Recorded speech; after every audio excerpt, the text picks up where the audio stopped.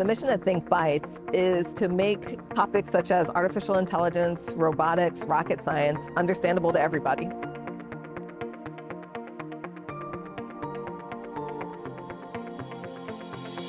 I'm really excited about teaching high school and middle school children today and expose them to the world of robotics, even on the fundamental level. A mentor poured into me when I was very young, so I want to give back and find and help other people so that they can get into robotics and start their own robotics journey. Being in a position where there wasn't a lot of access to very high quality education, now that things are a bit more modernized, we have the opportunity to make things more available to people and generate a lot of open source content that people can really learn from. That's why I really feel like, being involved in something like this, always make time for the things that matter. And to me, it really matters that we build the next generation of roboticists from all walks of life.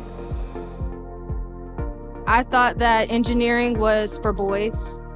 I thought that engineering entailed working at a shipyard or working on trains. And so I think it's really important to be that representative for young Black people. I think it's important to be that representative for young ladies. There are so many things within engineering that you can put your mind to. So if you're a creator, if you're an innovator, if you are a thinker, then you could be an engineer.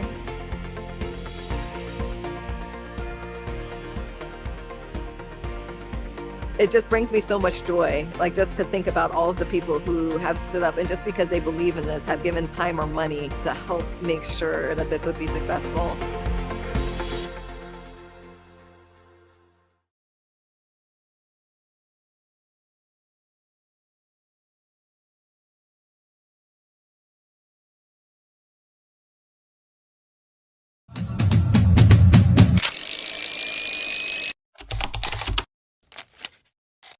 And the walls kept tumbling down in the city that we love.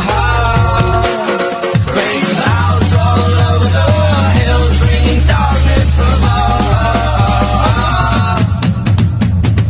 But if you close your eyes, does it ever feel like nothing changed at all? If you close your eyes.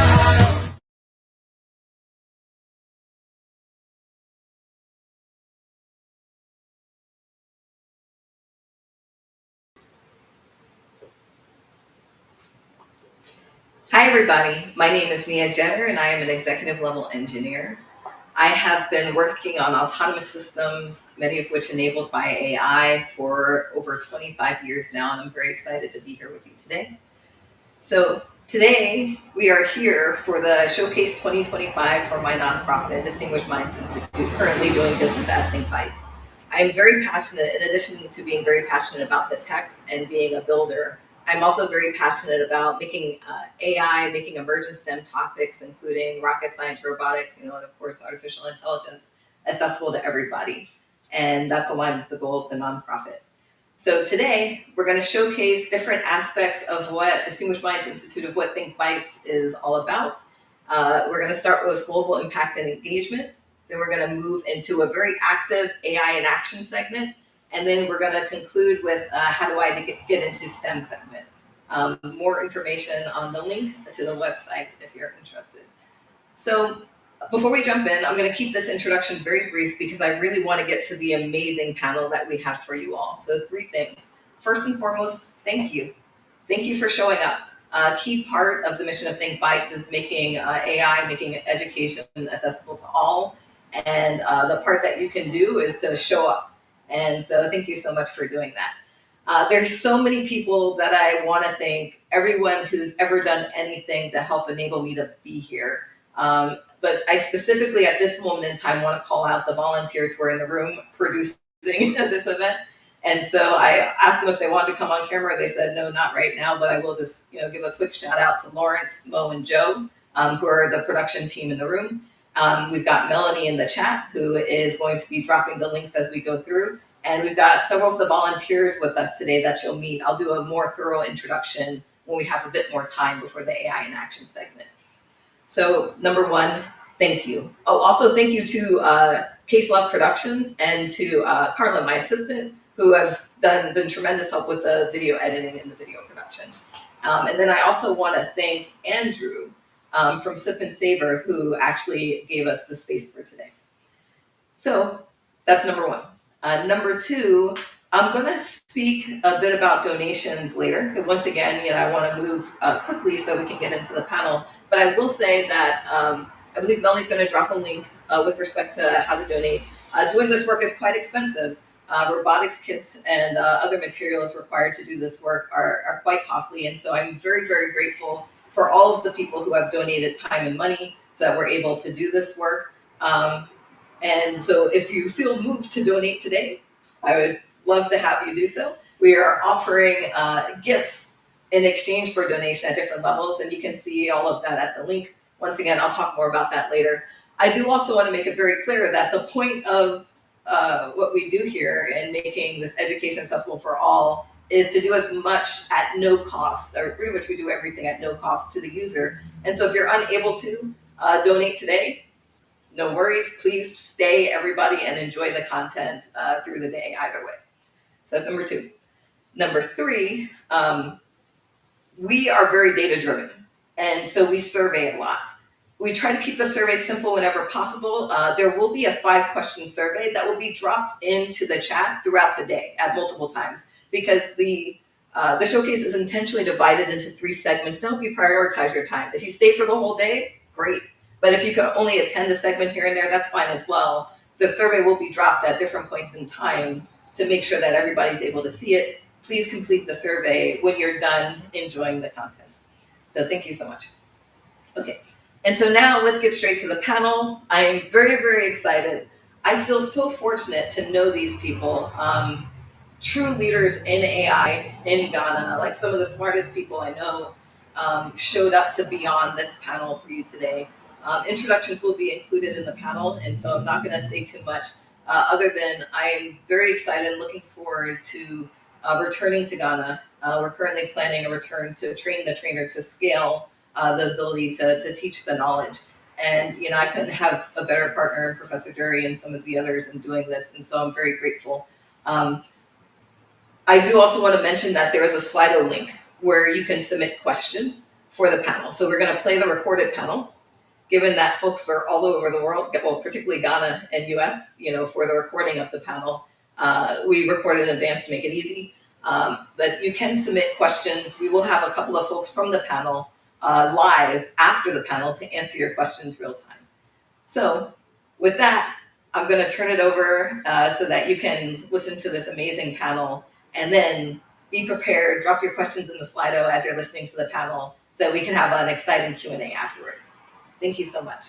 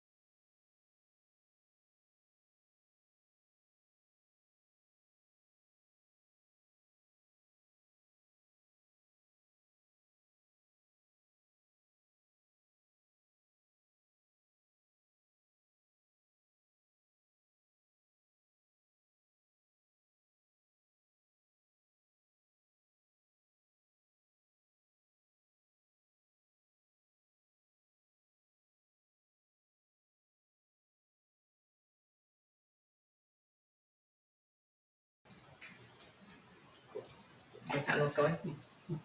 Okay, I'm talking, okay. Okay, so we're experiencing just some slight streaming, challenge. They're currently getting the panel going. The two panels that we have as part of the showcase are a bit larger files, and so we tried to set up everything in advance, but it's just taking some time to get going. So while they are getting that together, I do want to also mention that during the AI and actions section, that's probably the most active section, and I do have a surprise for you that I'm very eager to get to share. And so I won't say too much about it now. I know all of the volunteers on my team know, and my family knows, but yeah. And so stay tuned after this segment, like within the first 30 minutes, I'll get to introduce all the volunteers and share the surprise as well. And so yeah, so looking forward to that.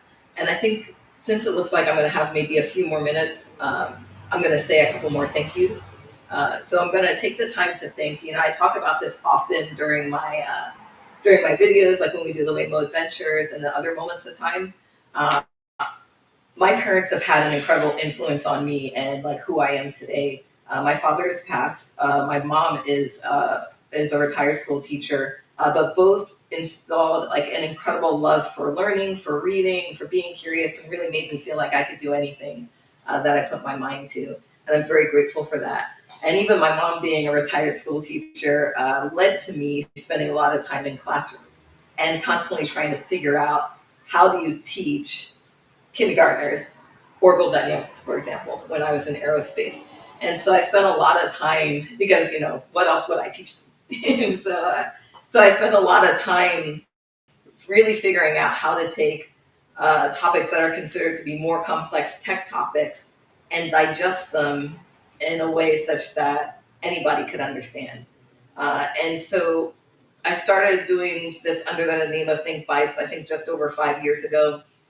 Formally established the nonprofit earlier this year just because it truly is a passion of mine.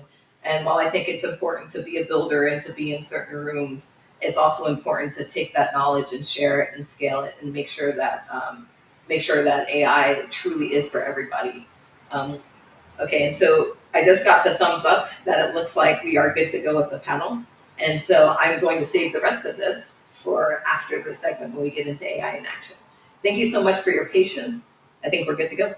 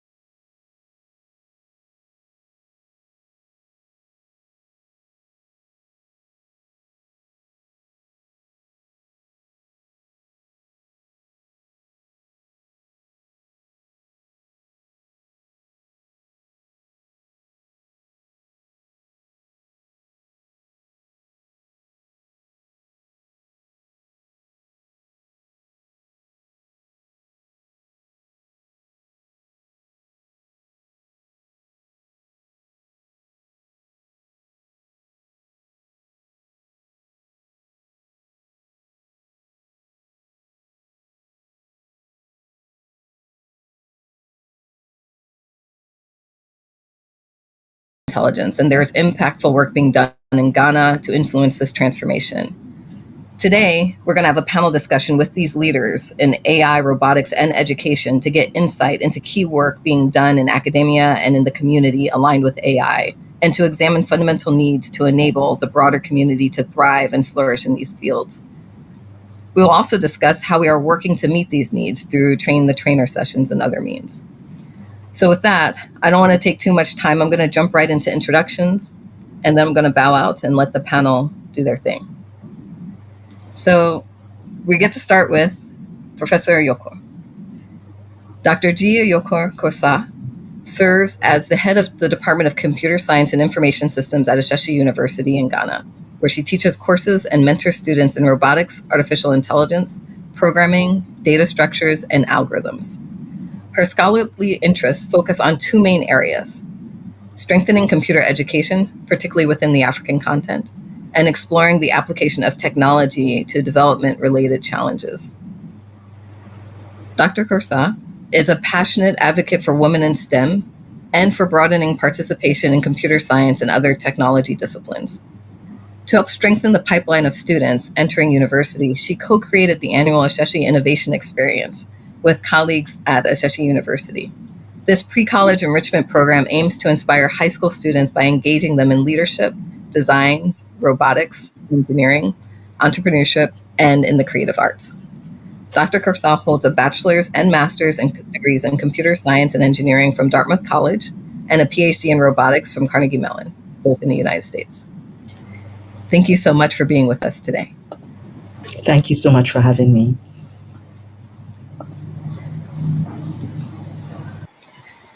Next, we are also very fortunate to have Professor Jerry John Ponyo. Professor Jerry is the director of the Office of Grants and Research at Kwame Nkrumah University of Science and Technology, KNUST, under the Vice Chancellor's Office. Previously, he has held positions of Dean of Quality Assurance and Planning Office of KNUST, Dean of Faculty of Electrical and Computer Engineering, KNUST, and Head of the Electrical Engineering Department, KNUST.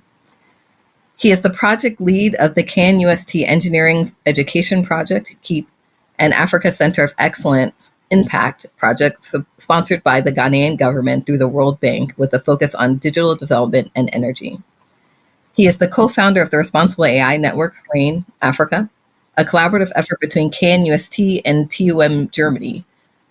Between 2016 and 2019, he was a visiting professor at ESIG-ELEC, France, on a staff mobility program where he taught postgraduate courses in business intelligence and conducted research with staff of ESIG-ELEC.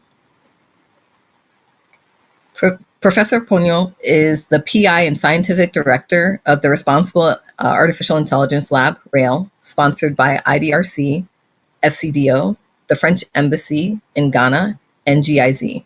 He was previously coordinator of the West Africa Sustainable Engineering Network for Development, WASEND. He was recently appointed a member of the International Telecommunication Union, ITU, Academic Advisory on Emerging Technologies. He has done extensive research in IoT, intelligent systems, and AI, and has over 80 published articles in refereed journals and conference proceedings. And he is a member of Ghana Institute of Engineers. He is currently leading the review and adoption of Ghana's national AI strategy. Thank you so much for being with us. Thank you for having me. Next, we have Professor Ni Logden Soa. Professor Ni is a senior lecturer at the University of Ghana Computer Engineering Department. He holds a PhD in Information and Communication Engineering from the University of Electronic Science and Technology of China in Chengdu, China. His research interests include artificial intelligence, robotics, multiple object detection, and tracking. He is also an IT consultant. He has authored and co-authored several peer-reviewed journals and conference proceedings. He believes that theoretical knowledge should go hand in hand with practical knowledge. He is contributor to the Ghana Artificial Intelligence Practitioner's Guide and an advocate of the National AI Strategy. He is an expert panelist at the Ministerial AI Bootcamp organized by UNDP and the Ministry of Communications, Digital Technology and Innovation. He is currently working on an AI local language accelerator with UNDP.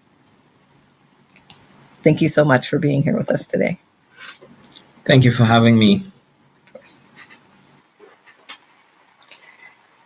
And last but certainly not least, we have our moderator. So Dr. Chalin Aninfo-Addo has a PhD in robotics from the University of Michigan doing research on safe motion planning and optimal control of high-dimensional robotic systems.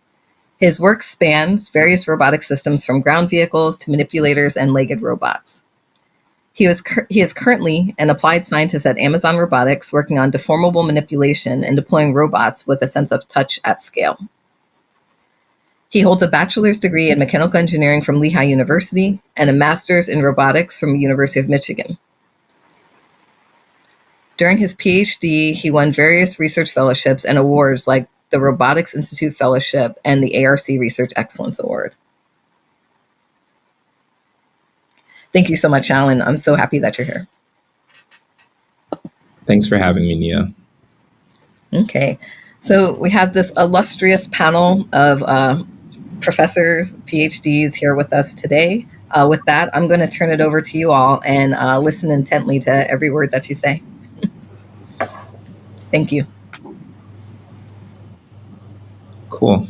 Once again, thank you guys for joining us today. Looking forward to having a spirited and insightful discussion. So we can go ahead and get started with the first question, which is, how is AI shaping the future of work, learning, and opportunity in Ghana? And anyone who wants to speak on that can go ahead.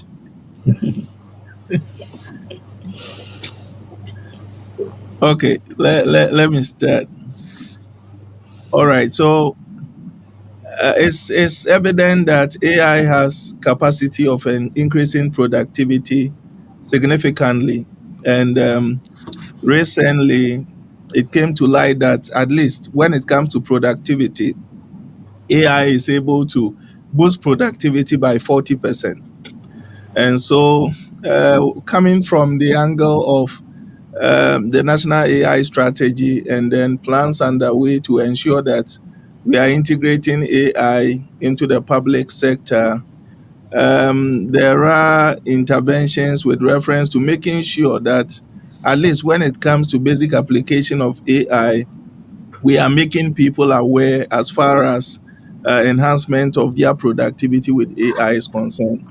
And for somebody who is working in the academic space, leveraging on AI when it comes to the output that we see coming from our students and even as faculty, using AI responsibly, we recognize that there is a significant enhancement as far as productivity is concerned. In the area of robotics also, previously you will realize that most of the scientific concepts were looked at within an abstract perspective where most of the things were theoretical. But now we see that leveraging on robotics and AI, what they learn in science, they are able to put various pieces together and see the science in action. And so, in response to your question, what I can say is that things are getting more and more exciting, especially with the integration of AI and robotics in the educational space and also in the workforce. I pass it on to my other colleagues. Thank you. Thank you, Dr. Jerry. Okay, so let me comment now.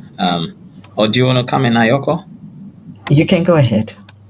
Okay, so yeah, last year we had a AI and robotics embedded in the new curriculum for high schools in Ghana, and I was kind of fortunate to be part of the technical team. You know that helped that gave advice, right? And we're able to give a contract to a company that built I think about 12 AI labs across different regions in the country. I was fortunate to go with some other colleagues to inspect the labs, you know, see the equipment and all that, and have it okayed to be ready to be used, right, in those high schools. So I think when it comes to AI and robotics, the national curriculum for high school is shaping itself to adopt it. Except that maybe yes, we wished all schools could get it, but due to lack of enough funds, some schools have it. And we were told last year by the minister, then Minister of Education, that some schools will have to do co-sharing of the equipment in some of the labs. Um, I know that some of the universities too have courses in AI and robotics. I heard from Professor Jerry's vice chancellor that I think from next academic year, they want to introduce AI as a compulsory course for all undergraduate students, regardless of their majors. And that goes to show the extent of how we see AI as being important in the educational system in Ghana. Yeah, that's all I'll say for now. Thank you. I'll add on to what my esteemed colleagues have said. You can think of the impact. You talked about education, you talked about work, right? And you talked about innovation. And you can think of the impact that AI is having across numerous domains in terms of the new tools that are available to us, particularly a lot of the generative AI tools. And as has been mentioned, this is leading to um, you could say sort of more efficiency, more creativity in terms of the work people do across different domains. We had an interesting forum with some employers late last year, where we were asking sort of how is AI impacting work, and this was across law firms, software development companies, banks, across different domains. You saw a variety of ways that AI is currently being applied in the work that people do, right? Now, when it comes to education, as has already been mentioned, there's a lot of potential for AI to enhance education if it is used correctly, right? And I think we're sort of in this transition period where students are grappling with understanding how they should use AI in ways that enhance their critical thinking, enhance their ability to learn, enhance the scope of what they can learn, and not use it in a way that causes them to sort of turn off their brains and just hand their work over to AI. And so at the moment, we're in terms of education, we're actually at a critical point where it could actually go either way. It could be a good outcome if it's used in the right way, but we could actually have a generation of people graduating without the skills that we need them to have if they if they use AI the wrong way. But beyond being users, I think what is most exciting for Ghana is moving into the space of actually being creators of AI tools and technologies. And I think this is where a lot of the work that's being done in different institutions, in various labs at different universities becomes really exciting, because the focus is not just on developing capability to use AI, but developing the capability to create AI driven solutions to problems that are really important to the local context. And I think that's what's perhaps most exciting. Wow. Thank you guys for the insightful answers. I think kind of the ending of this question is a perfect segue into our next question, which is really like, what is the biggest challenge that the world has to overcome in AI deployment and integration into society? But more specifically, what do you guys think the biggest challenge is for deploying this in Ghana? So I know you guys have talked about already different deployments to like 12 different labs, and Dr. Yoker was also talking about figuring out how exactly we can begin to create, our own variants, our own neural networks that will be able to help the local populace with their local problems. And that kind of leads us to what exactly is the biggest challenge that we must overcome in order to actually deploy these AI tools in the Ghanaian environment, in the Ghanaian context. Hmm. Okay. I guess I can start once again. I think we Sure. can continue that order. It's not bad at all. I'm looking at Ayoko even as I'm saying that. Okay. So I mean, what I'm thinking about is of what use. I mean, is AI and AI solutions. If my grandmother in my village cannot benefit from it, of what use is investing so much and giving me education that can transform lives, but the people in my local communities cannot benefit from it. And so I believe strongly that when it comes to deploying AI solutions, the local context is very, very important. And so when it comes to what the greatest challenge is, I mean, your AI solution is as good as the data with which your models are trained. And so it Exactly. is important that the data is representative. I mean, Exactly. recently we've been developing AI solutions for persons with disability and all that. And we are saying, I mean, of what use is it if, for instance, if my dad has a visual impairment, I really want him to be able to say that, oh, my son went to the university, learned something, and now I've been empowered because of that.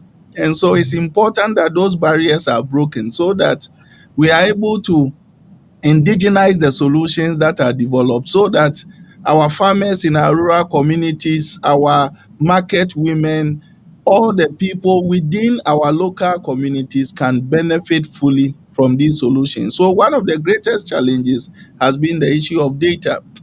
And so if we have data that is representative and captures the unique context of the local communities, then AI solutions will be useful.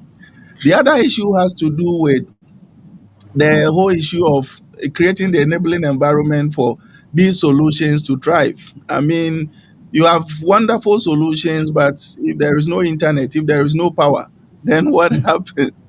So these are things that we need to fix to ensure that we are making maximum use and benefiting fully from this great potential that we have in our hands. I'll leave it here. Mm. Yeah, I think another challenge is language, which ties into what Professor Jerry said, right? Mm-hmm. I mean, most AI solutions are in English, right? Yeah.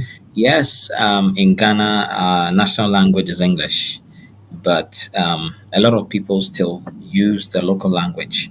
And that's Mm-hmm. why I'm working with UNDP on this local language accelerator. We want to see how we can um, develop AI tools that will be in the local language. We want to start with the Tree language first, and then look at other languages so that people who cannot read or write can still benefit from AI because it's in their local language. So they can use um, automatic speech recognition tools to be able to access AI to get Mm-hmm. information either read out to them in their local language or typed out to them in their local language. So one definite challenge we have here is language. One other challenge we have as well is the fact that um, I spoke at an event and I said that AI needs to be taken to the streets. You see, a lot of the young people in Ghana are on the streets. Some are working, some are not working, But most of the time, when we talk about AI, we're talking about AI in academia, we're talking about AI in industry. But a lot of the young people, they just hear bits and pieces of it, and it'll be good, especially a lot of the young people too who don't have jobs. Mm. Some don't have a first degree, but if they can, people can gather them and teach them about what AI is, the potential of AI. It will help a lot. So Mm. I think that's also one of the challenges that we have in Ghana. I think Dr. Ayoko can continue from here. Do I have left to say?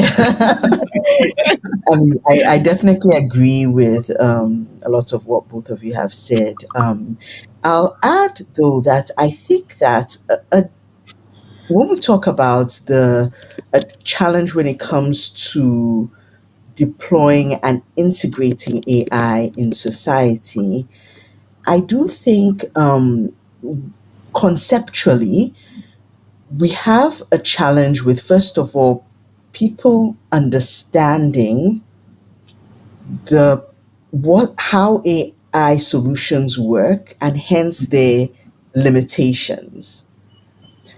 When users are perhaps not from a technical background, there can be a tendency of thinking that, hey, look, this solution is supreme, sort of, whatever it says is correct, whatever, it works by magic, more or less. And that, I think, is a big risk because we all know that it's really one big probability machine, like these large language models. And so it's very important for users to still have their critical thinking caps on. We see the harm that comes from people just taking at face value whatever they are fed, right? And there's a tendency, because the tools are so powerful, there's a possibility of relying more and more upon these tools without relevant safeguards. So I would say a challenge that we need to really think about as we're thinking about integration of AI in society is sort of more on the ethical side of things. What is people's mental model of how these AI tools work? How much trust do they place in these systems? Is that trust justified? Is it not justified? How what safeguards should we put in place to collectively agree on what we can and cannot use AI for? So I think having a workable ethical framework is still very much a work in progress. And I think it's a big challenge that we need to think about if we're really talking about integrating AI into society. Thank you guys for the really good discussion. I think we kind of chatted a little bit about this, but the next question, I guess we have the opportunity to go in a bit deeper. But do you guys think there are unique opportunities in Ghana where applying AI could have significant impact on the local populace? Hmm. Hmm. Hmm. Ayoko. Hey, this is I think this time, ladies first. So we just want to apply. We want to flip it a bit. I'll be honest and I'll say I don't know. In that,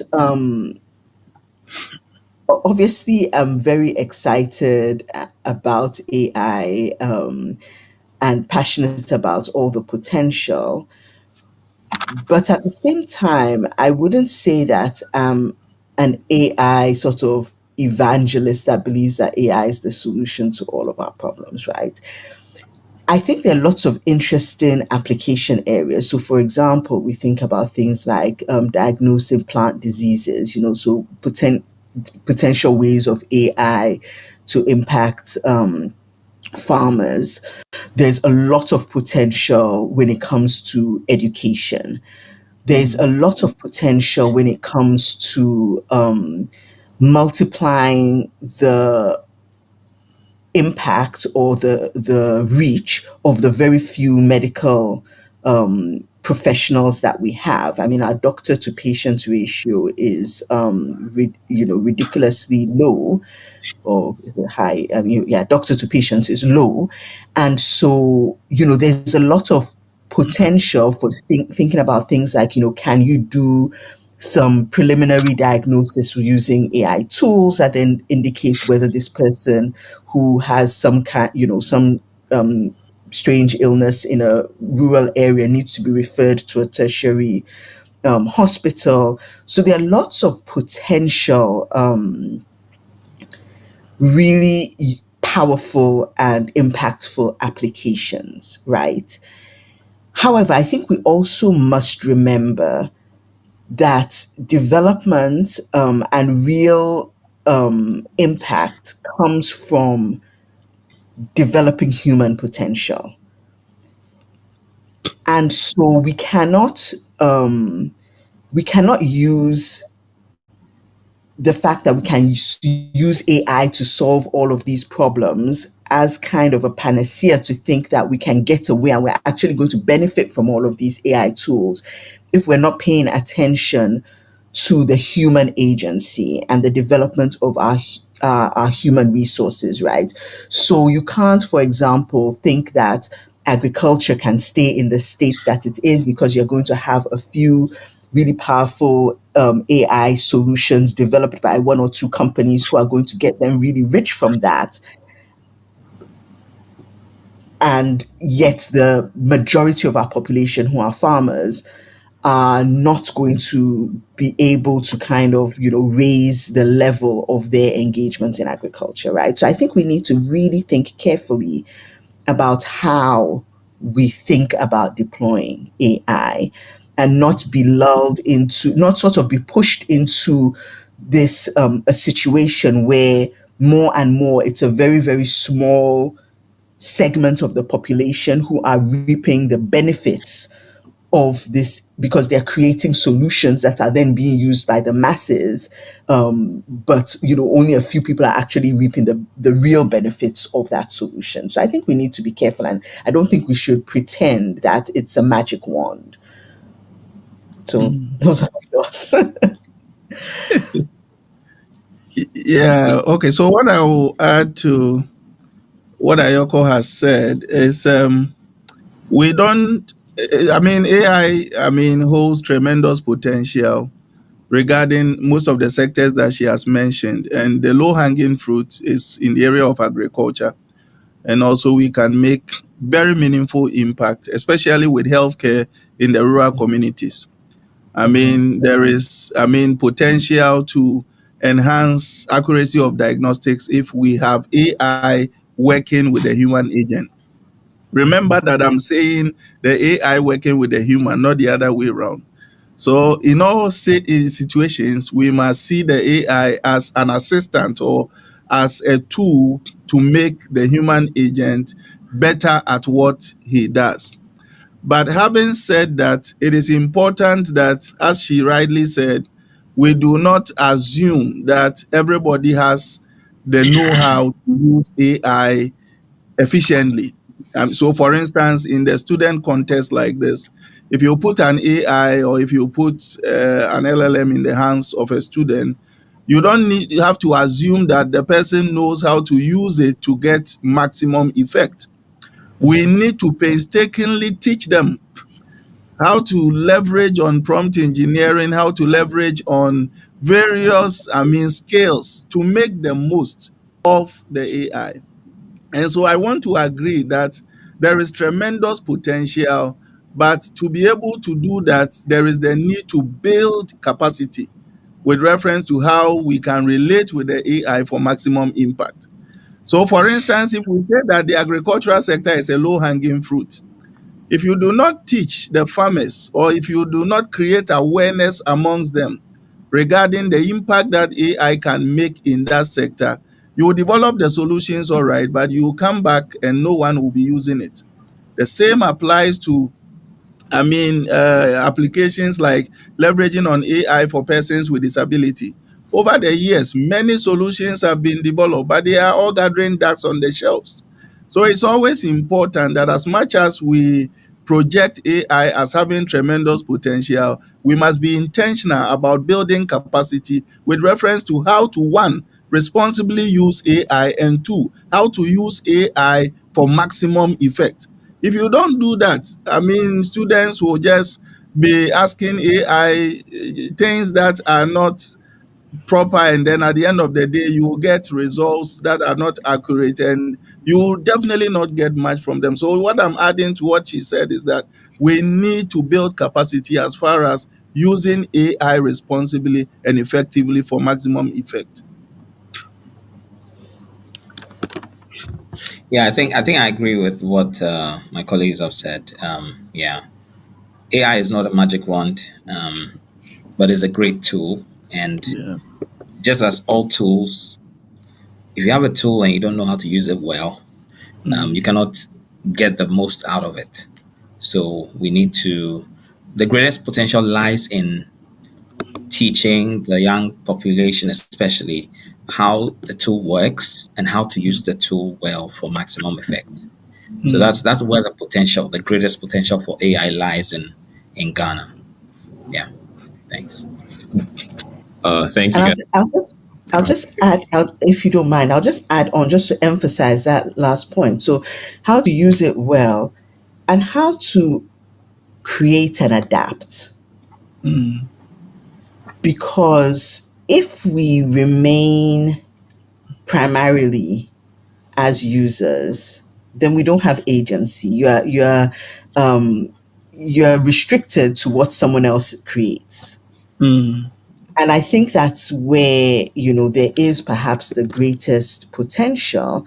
I always love to tell, when people ask me, "Oh, what do you think is the killer application of robotics in Africa or Ghana?" I proudly say that I don't know, but my job is to basically train my students and they'll figure it out, right? Mm. Mm. Because we need to have people who are actually innovating. And that's where I think the greatest impact lies, because then when people are empowered to actually create and innovate and they understand how things work, they will have a fluorescence of applications that are really powerful and impactful that no one else could have thought of because no one else was in that context.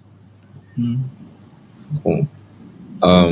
Yeah, very insightful thoughts. Thank you guys so much. I guess throughout this discussion, we've kind of, in the bios as well, we've kind of gotten some insight as to some of the projects and collaborations you guys have been working on.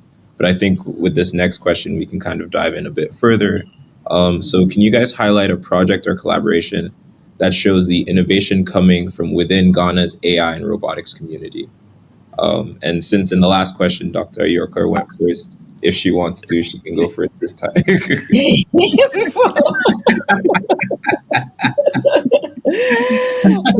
is not fair at all. I'm really looking forward to also hearing from my colleagues on this, but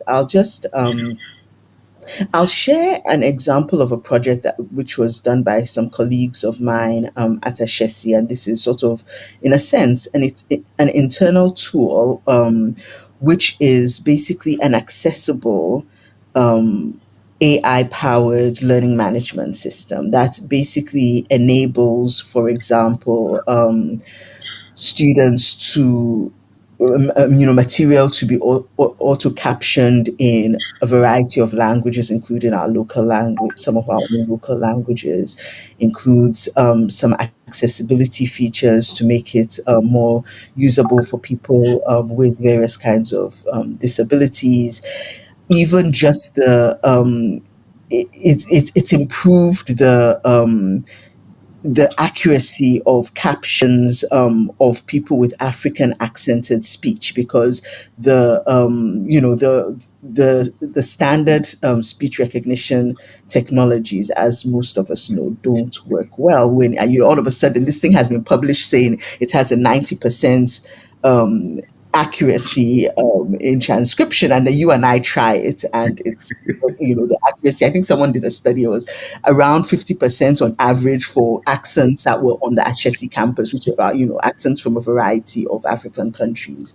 And so even just improving models so that the captioning of the text of the content being taught was more accurate. So in a variety of ways, this tool incorporates AI technologies, and it's used by incoming students to Ashesi to learn, some material prior to getting here. So I think that's a pretty exciting project. But as I said, I look forward to hearing from my colleagues. I think there are lots of exciting things happening in Ghana.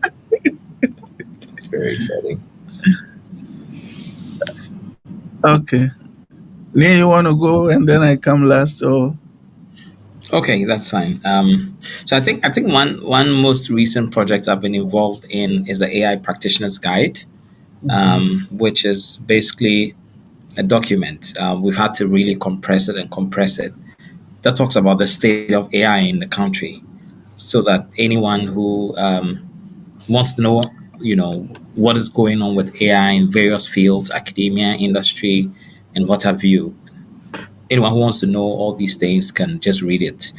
I don't know whether it is on sale or it's just free to download. I'll have to find out.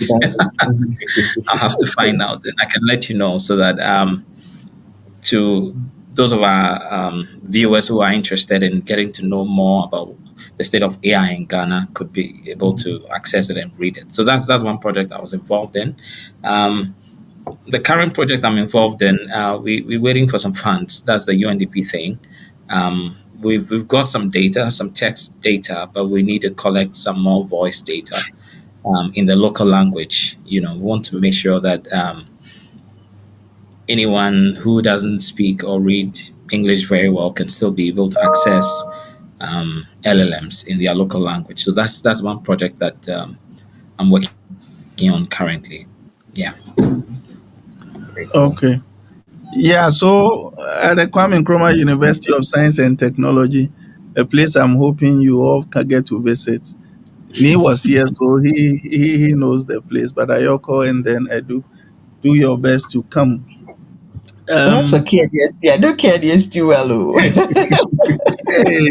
yo. But it's just that it's been a little while, so Okay. We should plan that. You should come back.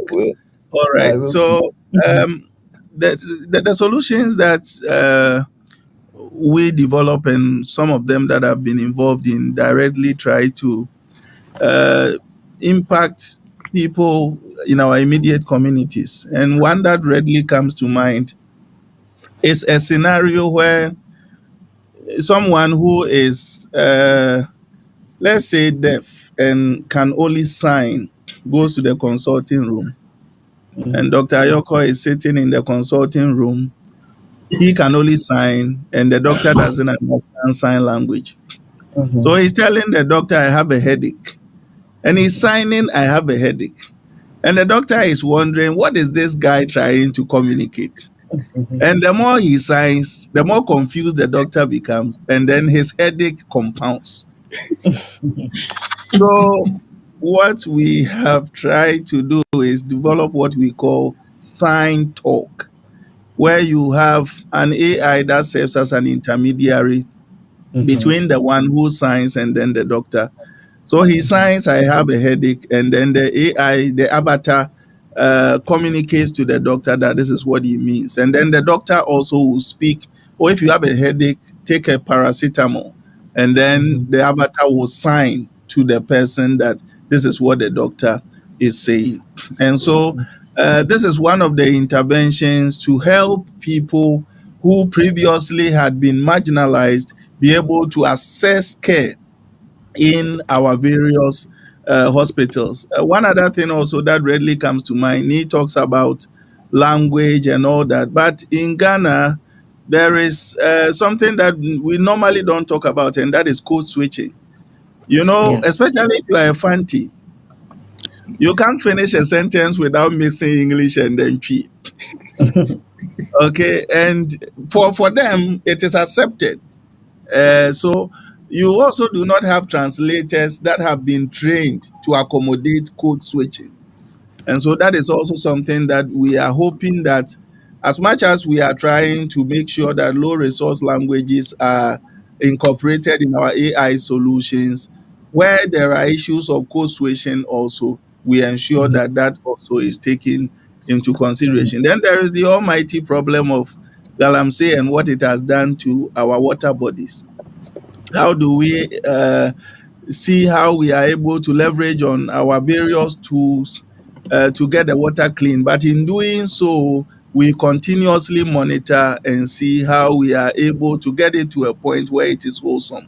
And so we are developing sensors that are communicating with various tools and trying to see whether it can get it to a certain level so that at least the villagers can also drink some good water.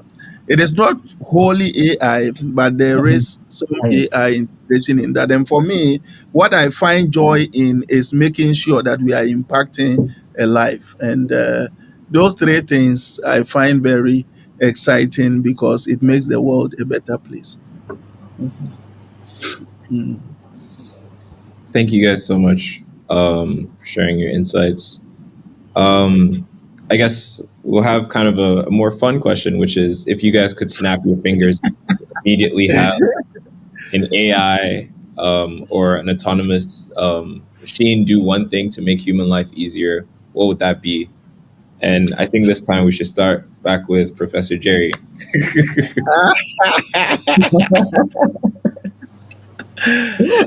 Oh, in all honesty, I seem to have fallen in love with assistive technology, primarily because I have seen the challenges that caregivers go through trying to assist persons with disability.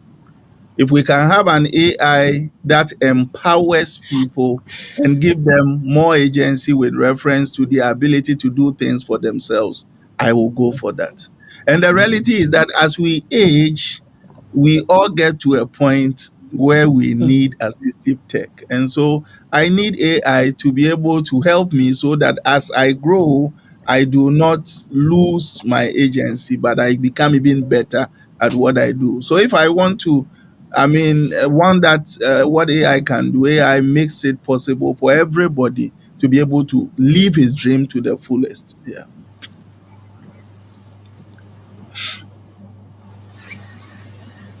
Ayoko, do you want to go? Yeah, Professor Nia, thank you. For this question, I'm torn. On the one hand, I think we're sort of on the way there, but I think having sort of the optimal AI agents to help you learn anything you need to learn, I think would be really cool. And learn it in a way that makes sense for you and in your context. Figure out there's so much knowledge out there, right? But sifting through and figuring out, okay, what exactly does this person need? I think sort of an optimal learning agent would be really cool.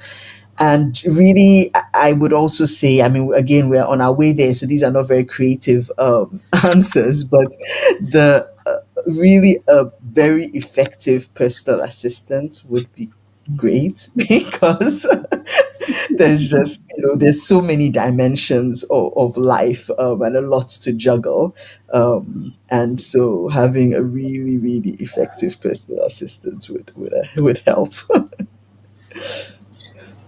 Well, I think I would love to have a robot in my house, a humanoid robot that can help. That can help with school homework, for the kids, and that can also help with some menial tasks at home. I think everybody could do with some help with menial tasks, right? Washing dishes or sweeping or mopping. You could just say, "Hey, robot, can you mop that?" That's it. You'll just do everything, without much assistance. I think that would be cool and pretty affordable. You see, that's the challenge. A lot of humanoid robots are freaking expensive, very expensive. So, to have something like that in my home, I think that's it. I think a lot about that in like the African and Ghanaian context, and I'm thinking there's definitely tasks that they won't be trained on, like hanging clothes on a drying line, The for drying example. line.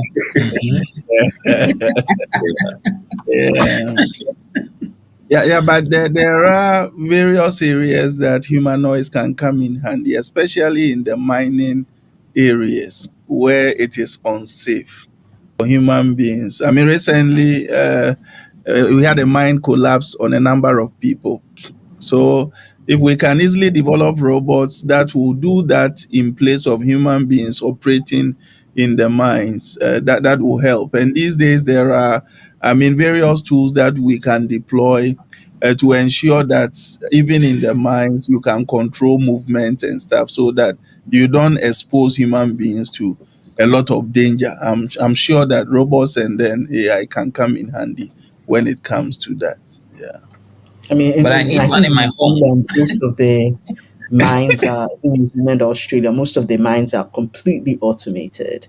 Mm, Oh, So you mm, have people sitting in a control room and all these trucks, are just moving back and forth, completely mm, autonomous. mm, wow. mm. Certainly. Listen. That's cool. So on to our next question. What are some of the real world consequences of certain communities being left out of the AI revolution? Yeah. Okay. Let me start before Ayoko says I'm being unfair. No, the next question he is going to start. I've already nominated him, and the next question he's going to start. So Okay. over to you, Prof. Jerry, for this one. Yeah. I mean, I still come back to the whole issue about persons with disability. And the reality is that 15% of the global population are persons with disability. But most of the solutions that have been developed haven't taken such people into consideration. And that is a significant population that has been left out. And what happens then is that at the end of the day, we are widening the gap rather than bridging it.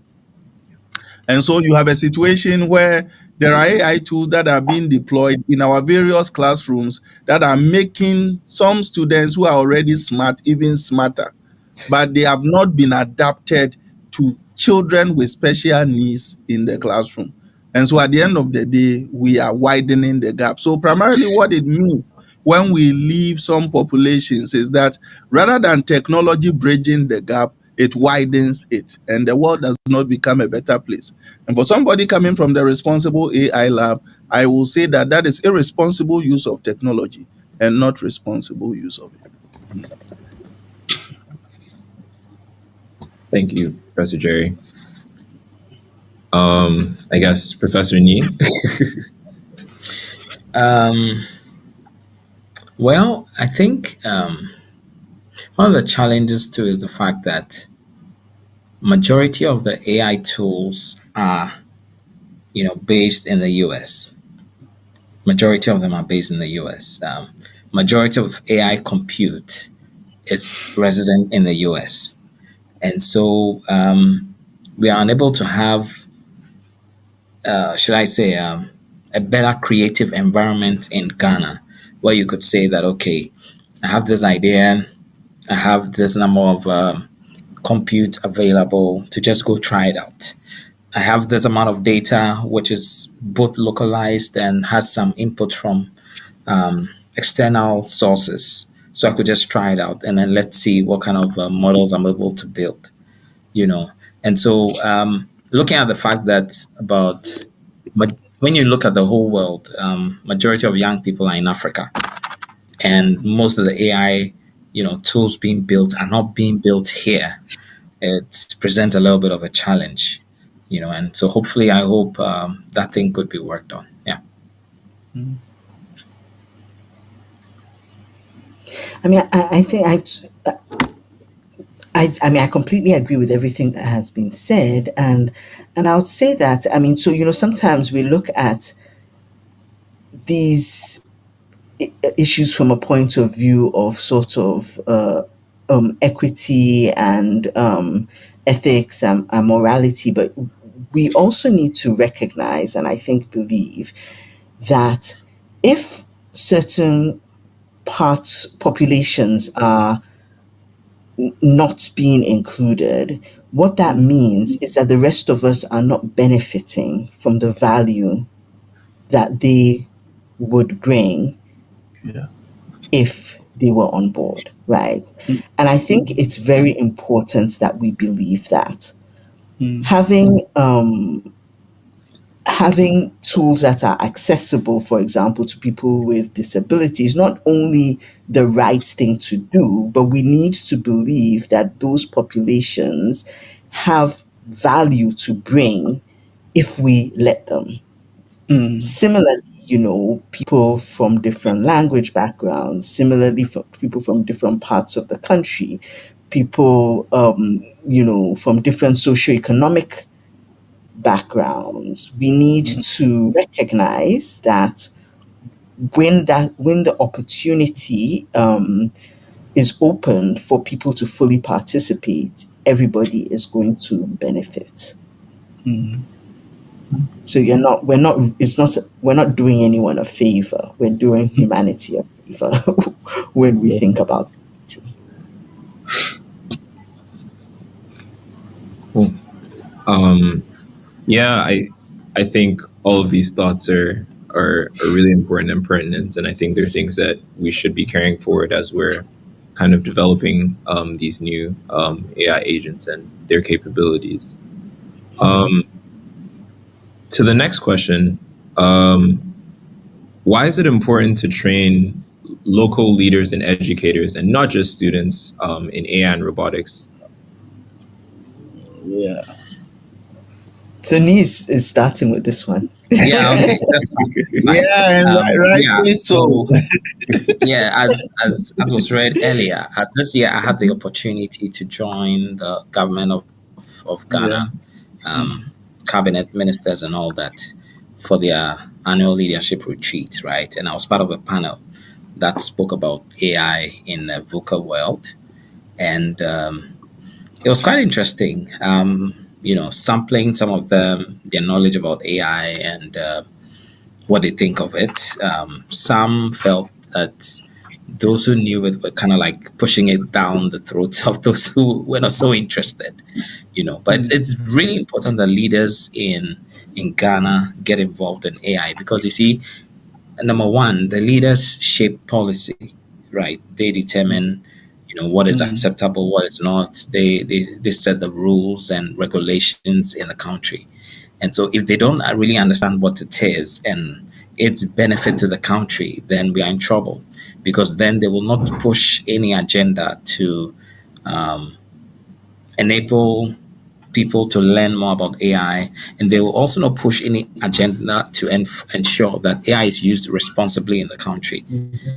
And that's a challenge. We've already spoken about the bias, in a lot of AI models and all that. And so, if the leaders are well informed, they can push to equalize the bias that we have with AI tools and what have you. So yeah, it's really important. It's very leaders, both political, educational, and agriculture, like all spheres of the country. Yeah.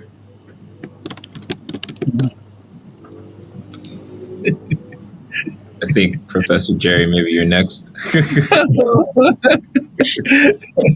I was going to go last, but that is fine. Um, I want to agree with everything that Ni has said. And the reality is that if the people who have influence and are able to take decisions understand what the potential is, then they are able to make resources available to it.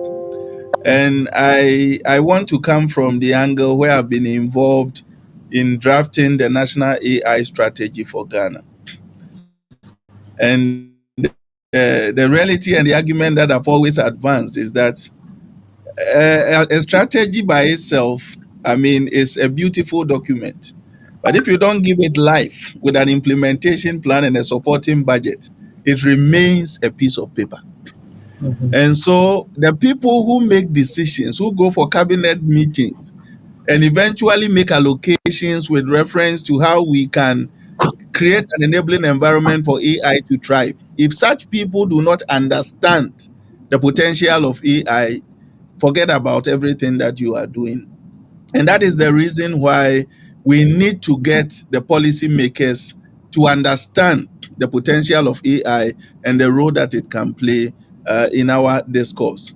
But beyond the policymakers, it is important that the users are also educated with reference to the potential that AI wields as far as their own workings are concerned. Because, as I did indicate, awareness is important, but understanding the impact that the AI can have the business that the person is doing is also what will trigger the person's usage of it.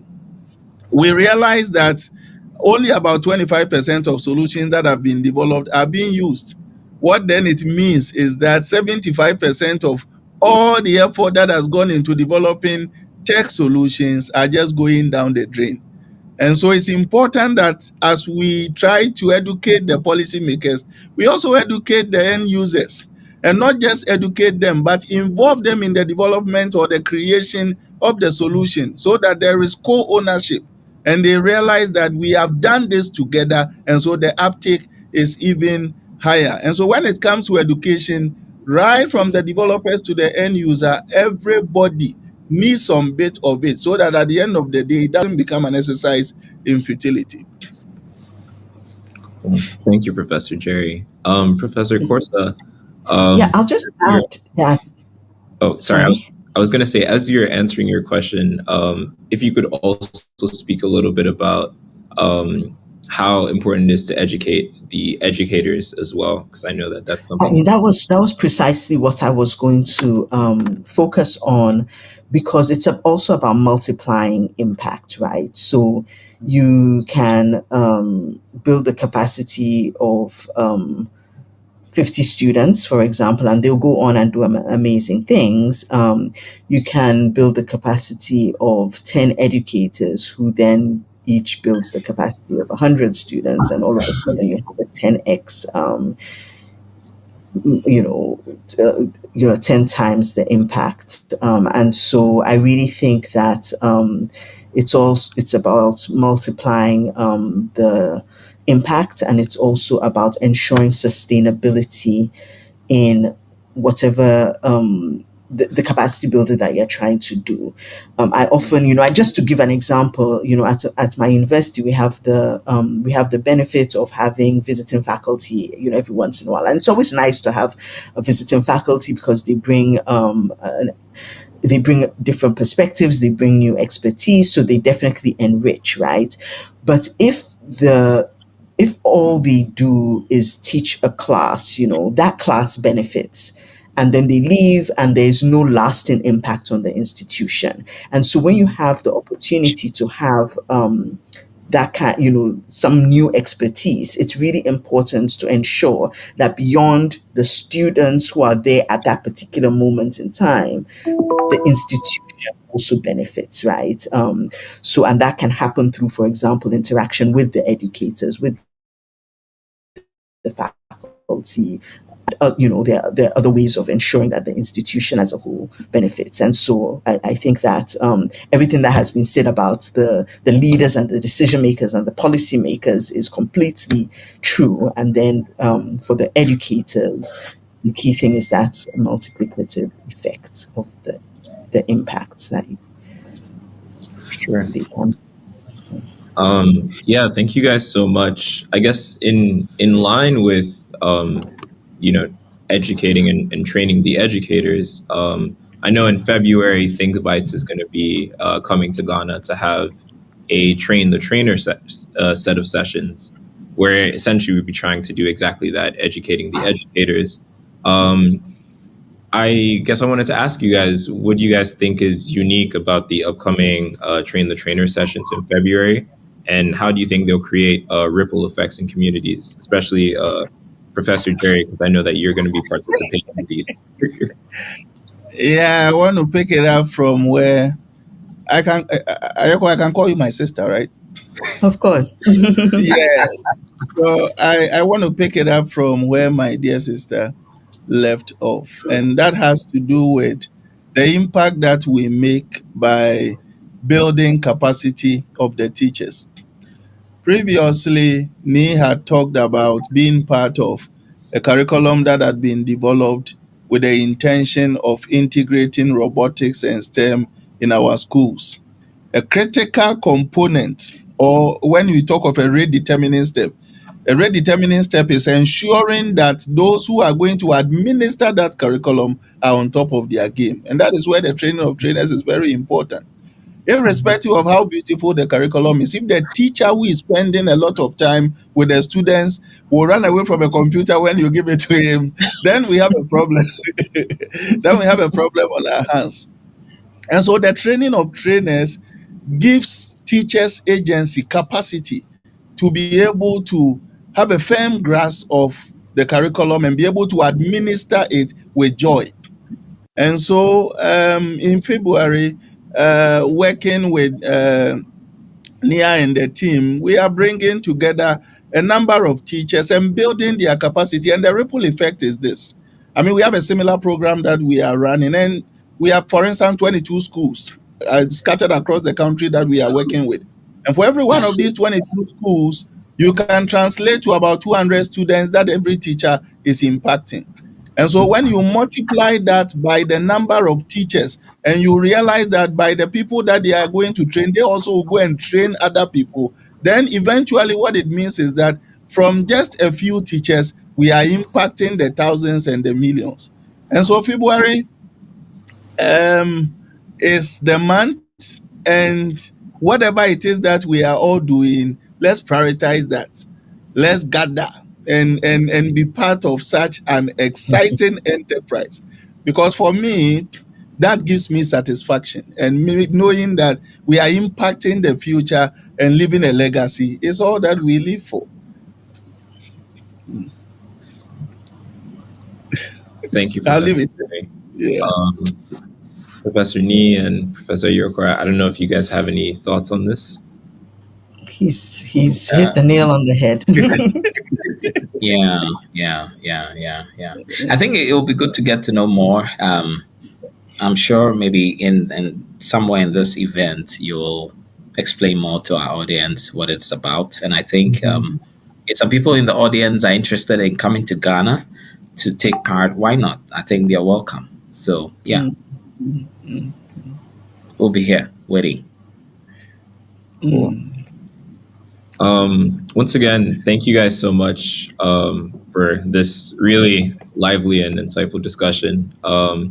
I think we're just about approaching time, so I wanted to kind of hand off to Nia for some closing remarks. Yeah. Thank you, Sharon. Thank you. Yeah. Thank you for being an amazing moderator, Challen. Thank you so much, everybody. This was incredibly insightful. I look forward to seeing the questions and comments that come in as we transition to doing the Q&A. And with that, I'll just say thank you so much. I'm very grateful. Like just the power of the people that we have on this call right now is not overlooked, and to have you all make time to be together, especially given that 3 people are in Ghana, 2 people are in Pacific time in the US. It was a non-trivial thing to do, and I am forever grateful to all of you, and I look forward to seeing you all in person when I return in February.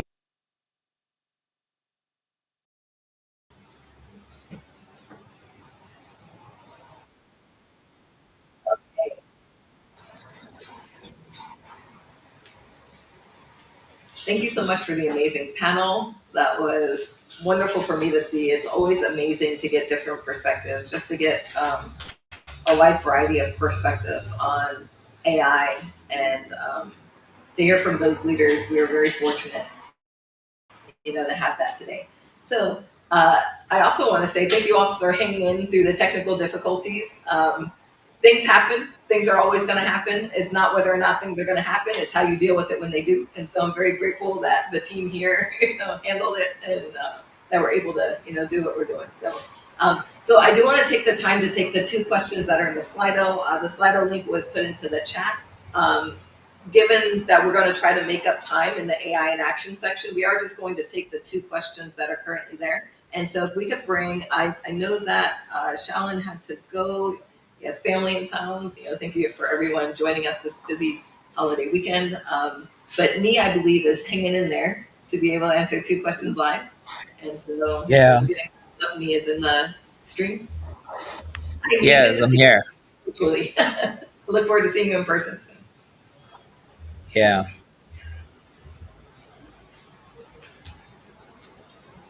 Okay. Hi, Nee, trying that again. Hi, Nia. Can you hear me? I can hear you now. Can you hear me? Yes, I can. Excellent. Yes, working through the audio. Got it. Okay. So thanks for hanging in there. I know it's quite late your time. We tried to put the global engagement segment at the beginning so that we could accommodate our folks in Greenwich Mean Time and GMT, including our Yeah. Ghanaian friends. And so I'm just going to jump right in and ask you a couple of questions. You ready? Yeah. Okay. So let's start with who should have a seat at the table when defining global AI rules? Governments, corporations, researchers, the general public? Well, I would say everyone. I would say everyone. Yeah. So, because the government makes the policies, right? The corporations have some data. They also have got some money to spend on research and the like. And then the general public are the end users of AI products, right? So I think Definitely. everybody should have a say. Everybody should have a seat at the table. I think currently what's going on is there is very little AI regulation. There is some kind of regulation, but because AI keeps evolving, right? So regulations take some time, before they are enforced and all that. So, but yeah, that's my answer. Everybody should have a seat at the table. Yeah, yeah, and fair point.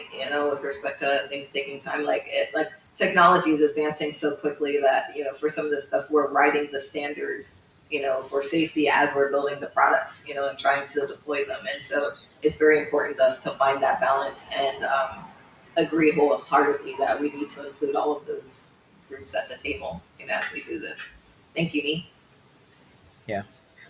Okay, so next question. What help do you need to scale education to help make it accessible for all? Um, do you mean AI education or just education in general? The question reads just education in general, and so I'll leave it up to you to interpret. What help do you need to scale education to help make it accessible for all? Wow, that's that's a difficult question. So let me talk from the point of view as a Ghanaian, right? So in Ghana we have a free, compulsory, universal, basic education. So in Ghana, it's more or less compulsory for all children to be educated. So yeah, we've got the public schools and all that. Then we have the private schools and all that. So in terms of help to scale education, um, I don't know. I think maybe just to provide more opportunities, for some kind of specialized education for especially those in the public schools, right? Because those in the public schools education is free, right? Sometimes depending on the city, depending on um, the the region of the country, sometimes they lack some amenities, they lack some infrastructure and what have you. So I think in terms of the reach of education is reaching everywhere in the country, but some places need more support in terms of infrastructure. Yeah, but then let me now narrow it down, since there's a talk about AI. Let me narrow it down to AI education. So with AI education, yes, a lot of the support we need is to translate AI education into local languages. To take it out there to people who don't speak English or who don't read English, so that they can understand what AI is and the power of AI. And even for those who speak English and are literate, some of them still don't fully appreciate the concept of AI. They know what it is. Some don't even know what it is. So I think, yeah, we need some more resources to be able to um, spread the word about AI in the country, especially to people in the smaller towns. Yeah. Yeah, very fair point. Well, with that, I'll just say thank you so much, Nee. Is there anything else you want to share before we transition out of this segment? Well, thank you everyone for making time during this Thanksgiving holiday. I know it's Thanksgiving in the US, and happy Thanksgiving to everyone. And I hope some of you can just donate or volunteer some time for Think Bytes to um, support the work they are doing. Yeah. So thank you very much for having me, Nia, and the whole Think Bytes team. Yeah. Thank you so much, Nee. And I will say, like, to the point that you're making with respect to like scaling AI knowledge, it's very important that segments of the population not be left behind.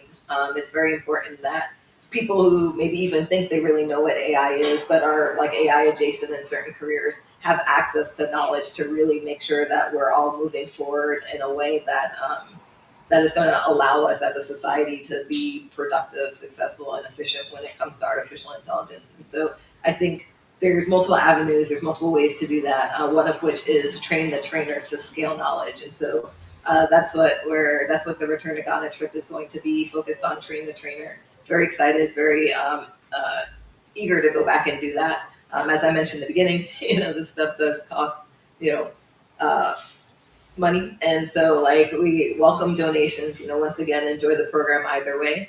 However, like, some of the donations that we're collecting today will go towards helping to support that Return to Ghana trip for Train the Trainer.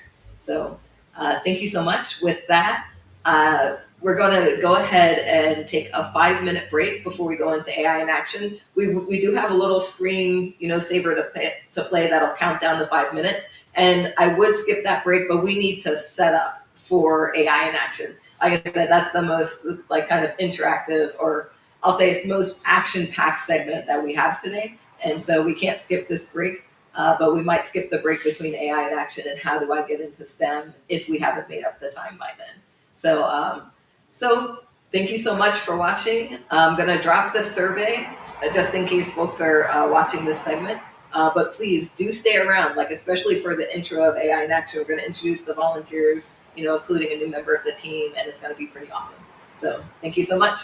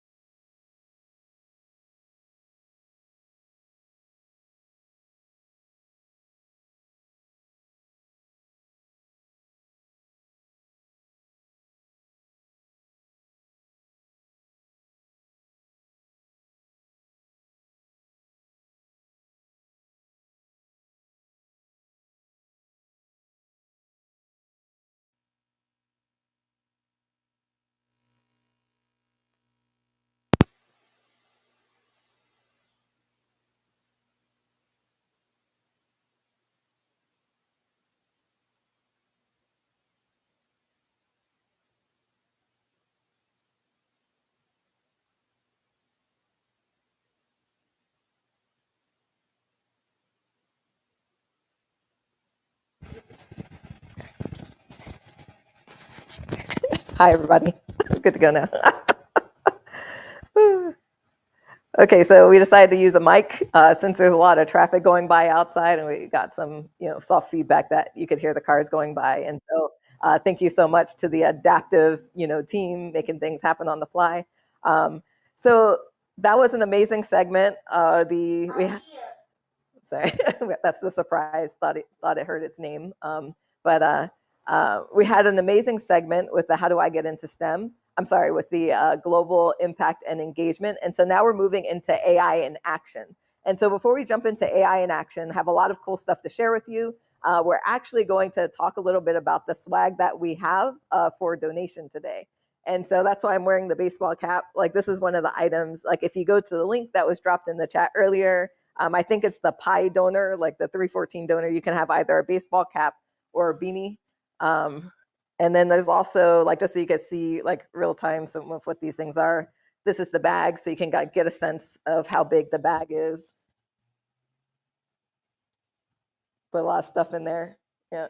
So, so just a quick, call out to like special swag gifts aligned with donations. Like, if you donate today through Giving Tuesday, greatly appreciate everybody for your support by being here. For those who donate, thank you so much. Like, I don't know if anyone's in the stream, still in the stream, who has donated, but just want to express my gratitude. Really, really appreciate the folks who believe in what we're doing and support in that way. At the same time, we are very much about exposure matters and, keeping this free. And so while donations go a long way to help with that, if you're not able to do so at this moment in time, please still enjoy the content. So with that, I really want to take a moment and sit in some thank yous. and so, I want to thank some very special folks, some folks who have been with me as volunteers for, gosh, the core team has been with me for a couple of years. There's been several people who have showed up and helped out. Like, sometimes just we've been doing an event, someone was like, hey, I want to help. Like at ICRA this year, threw on a shirt, volunteer shirt. Next thing you knew, we had another volunteer. And so, like, I'm very grateful. So many people along the way have helped. The people that I'm going to take a moment to introduce right now is the core team of volunteers. And so I think that we have a few. I know that we're running a bit behind, and so some folks had plans and had to move on and do other things. But I do see Maya, Melanie, and James in the chat. Michelle, I think that you were online. I don't know if you're planning to come into the stream at all, but I do want to take a moment to pull each of these three into the stream. And so I'll start with. I'll go ahead and I'll start with James because I see James first. So James is an incredible roboticist. He's been working as a roboticist for some time, very passionate about safety when it comes to robotics, very talented, very skilled safety engineer, systems engineer, brilliant in his own right. Also, James works on our content curation and creation team. So the three pillars for thinqueBytes are both creating and working with others to curate content, deploying that content through K through 12 summits, teaching adults to make sure we're bringing adults along for the journey as well. And then also train the trainer sessions. And so scaling the knowledge by training people to teach more people. Professor Jury made a really great comment in the Ghanaian AI leader panel, like with respect to just how when you train trainers, that really scales through the community. And so that's a key element as well. Next year, we are hoping to do our first deployment in a senior center. So segmenting off the seniors as an adult population and seeing, how if there's differences in how they learn and maybe kind of tailoring content in that direction. So I say all that to pretty much say that that first pillar, creating content is a space that James sits very comfortably in. Very, very happy to have him. Thank you, James. So next, as on my screen, is Maya, Dr. Maya Lester, recently PhD'd.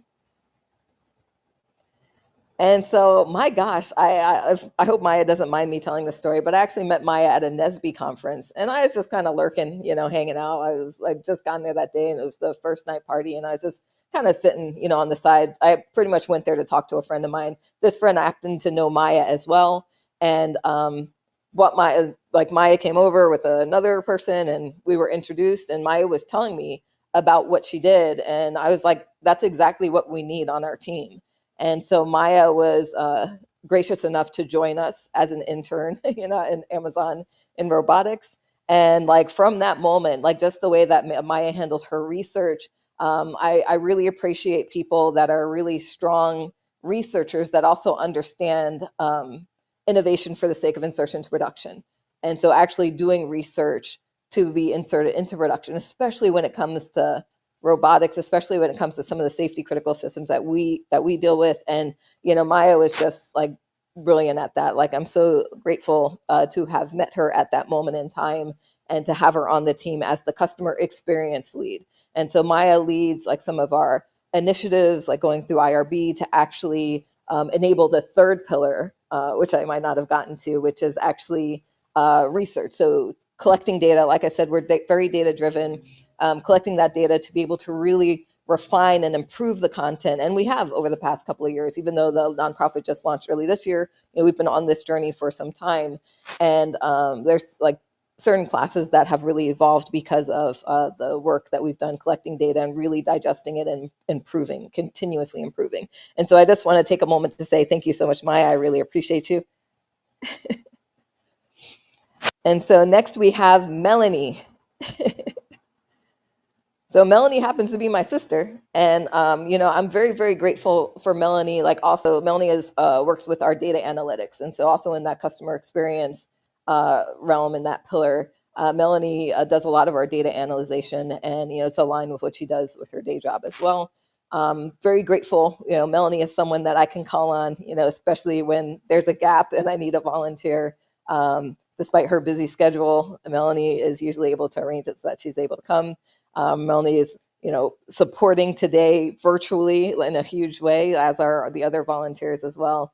And so I just want to take a moment to say, very, very grateful for you, Melanie, not just through this initiative as thinqueBytes, but also just I've known you all your life, and just for being so incredibly supportive of me as a human being as I've gone through like a variety of moments in time, ups and downs to get to this moment. And so thank you, Melanie. So yes, and so I believe that Michelle is hanging out. It's going to give another second to see if has Michelle joined the stream.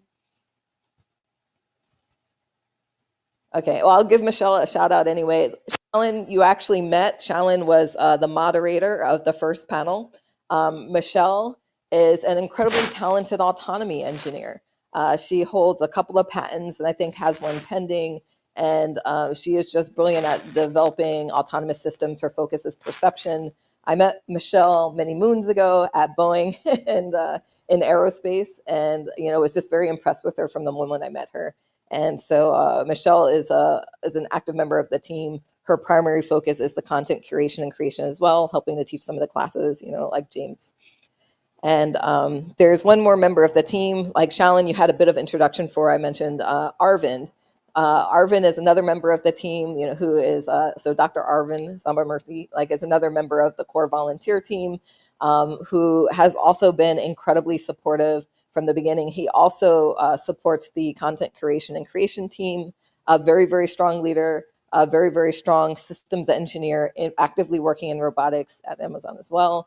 And just, overall, brilliant. Like Arvind's someone who I say can do anything, like a true systems engineer with a great depth of knowledge as well. And so I'm very grateful to have each and every one of you as volunteers. So this is just my moment to sit in gratitude because thinqueBytes has been able to evolve the way that it has because of this team of volunteers. We are able to do so much, and we're really going to scale through next year if we get the support that we need. And a large foundation of that is this core team of volunteers. And so I do want to extend a thank you to all of the other folks who have supported in different ways as well. Wanted to take a moment to sit in gratitude with these folks. So thank you. So now, I actually am going to introduce, we actually have a new volunteer that's going to be joining us next year. And, this volunteer kind of came out of like me in a moment of time, and reconnecting a bit with why I fell in love with, computer science, science in general, math. And so I'm going to introduce this new volunteer live, but we're going to start with a short video introduction. And so this is actually the special surprise for the showcase. So meet Tinker.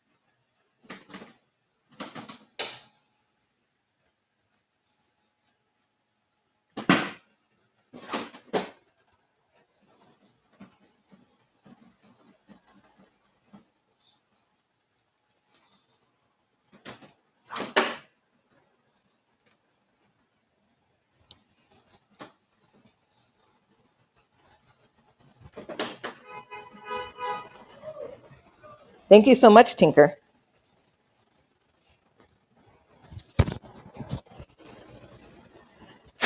So I'm going to be working with Tinker pretty much through the end of the year, early next year, to develop some new content. So we've had a wonderful journey delivering computer vision and a variety of other classes to adults and kids across the world. And starting next year, we're going to be deploying content aligned with Tinker. And so I'm going to be a couple of different classes to be unveiled next year, where I'm actually going to bring Tinker along. And in addition to doing programming on the computer, doing programming, within more of a sim, environment, actually being able to bridge that gap, and actually work some computer vision right now. And that's what we're going to Tinker in real time. Thank you, Tinker. So more to come. So now I'm going to talk a little bit more about the type of content. So AI in action. We have Tinker. We have Waymo Adventures. So some of you might be aware that I recently came back to YouTube, came back to social media by creating a series that I call Waymo Adventures. So it's really important that that folks understand that AI is here. AI is not coming; it's actually here. That's something I say often. And I noticed that a lot of folks, a lot of friends of mine, a lot of people in certain communities have a fear or curiosity when it comes to Waymo. So what I actually started doing was like I would get out of a Waymo and people would be like, "What are you doing?" Like they'd be afraid for me. They think that I shouldn't ride in a Waymo because they were afraid of things that they might have heard on the news. And don't get me wrong, it's a journey, but the reality is that the way that we build and deploy autonomous systems, it's a balance of an assessment of risk and understanding risk and burning down risk. And products should not be deployed until they've met a certain like a certain burden of responsibility with respect to being able to demonstrate that it's safe.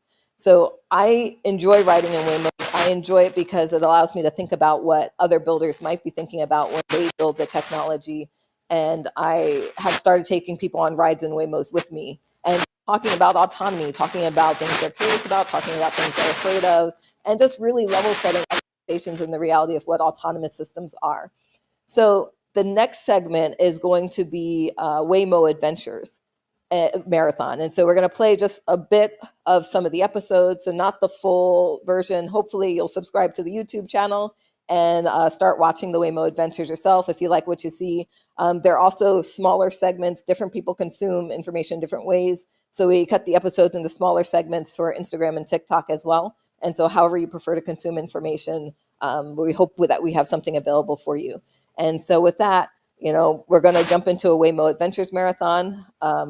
And like I said, I hope that you do go and watch the full episodes, comment, let me know what you think. Let me know if there's more different things you want to see. But I'm pretty much pushing this AI in action segment. So Waymo Adventures is a current phase, but we're going to move into different phases of AI in action starting next year as well. So with that, I'll just say enjoy.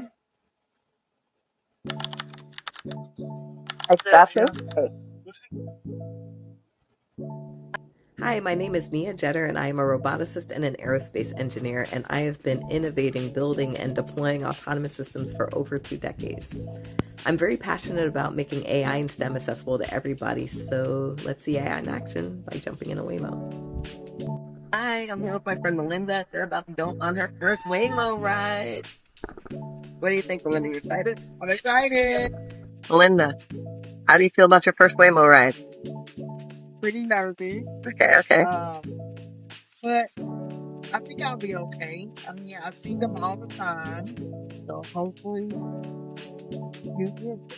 It will be okay. You've got this. I know you'll be okay. Could be pulling up any minute now. Is it turning on? Okay. Before Yeah. Oh, Okay. There you go.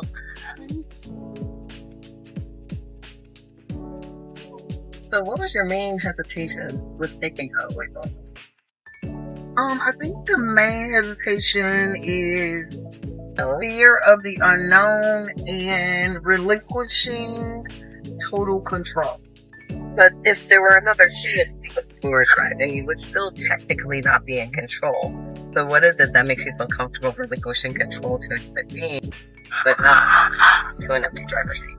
I can call out things that they may not see that I see and make them aware with nobody in the driver's seat. Super hard to do that. Definitely, like, let's just say the pickup where we picked up at, knowing this area, like that was, in my opinion, very dangerous. A human person, I would have told them, turn the corner and you could pick me up there, instead of picking me up on a busy street and you just stop it. The Waymo may be safe, but other people driving, coming over the hill down, could be at a fast pace, and boom, which puts me in danger. So when you talk about relinquishing control, for a human driver, you feel like you could have communicated that they should do something different. Exactly. It's interesting because, like, safety is a huge priority, for these autonomous car companies, for Waymo specifically. The car assesses, has algorithms to determine the safest way to pick up, and that's why there's different pickup points. So it's really interesting to note that it was initially going to pick us up on the other street. Like in the app, we had that pickup stop at the other street, but it chose that spot probably because it thought it was safer. You can also give feedback through the lane event. So at the end of the ride, you can specify that there was an unsafe pickup. One of the greatest things about Waymo is it's deploying in a way such that it's collecting a lot of data and learning from that data. And even technically, like if we really wanted to speak to a human, you see the button right there. Yes. Push that button. If at any point in time you feel unsafe or you feel like you really need to speak to a person, you push that button, it'll ring the support center, and someone will come on and communicate with you and help you with whatever you need. I've actually had to do it, and it works really well. Even if you just feel nervous or unsafe, ideally only use it in case of emergency, but even if you're just feeling nervous or unsafe, for some reason, that button will allow you to reach a human. And they are able to see what's happening, and they have sensors to perceive what's happening in the car to actually help make sure that they can help you if there's ever an issue. So what about the act of driving? Like, I know you mentioned relinquishing control. If there were a human driving, you don't necessarily, like you mentioned, being able to point out things that you see that they might not. How often do you really do that? I don't think it's how often actually do it. I think it's just the availability of being able to do it. I have had to do it, but I think it's the comfort level of being able to do it. Like, I've taken Uber plenty of times, and I have actually had to say, slow down, or you are driving unsafe, and also make a comment at the end of the ride about, how unsafe, and report it to the company. I think it's just the access to another person. And, a driverless car is collecting data. And it has to collect so much data before it gets deemed safe to be out on the road. It's still the religion. I hear you. And it's actually really interesting because people, so there's rules in a system, you can program it in a certain way so that it follows the rule. Your example was concerned with respect to a person doing things that are unsafe, driving that's unsafe, and a lot of time there's rules that guide what safe is. So, for example, driving too fast. Waymo has certain rules with respect to what too fast is, and because it's algorithmic in its design and not driven by emotion, not driven by feeling, I feel like this is safe as opposed to the rules tell me this is safe. The Waymo actually follows those rules. So, not to say that things don't happen, Waymo's learning, but the whole idea is to err on the side of safety. It's really interesting because ideally, especially eventually long term, have autonomous cars, primarily on the road, it will be safe because there will be less people making decisions driven by emotion, and most of the fleet of cars on the street will be following rules. Fear of the unknown, like I said in the beginning. At a time, until you are educated about something, till you experience something, till you know what's going on with that something, it's that fear. And that fear can drive you in so many different emotions. really fair and valid point. And that's why we're doing this. That's why I'm happy to be able to go on your first Waymo ride with you. But didn't that go by so quickly? And wasn't that was so pretty awesome, pretty amazing. It's like we're almost here now. We are here. Waymo's finding a spot to pull over, found a spot that seemed to be safe. Actually warning us that there's a vehicle approaching, and so we should exit, but we need to make sure we're clear. So, thank you, Waymo. So since we had an unsafe pickup, we went into support. So it asked, how was your overall trip? We're going to go into feedback.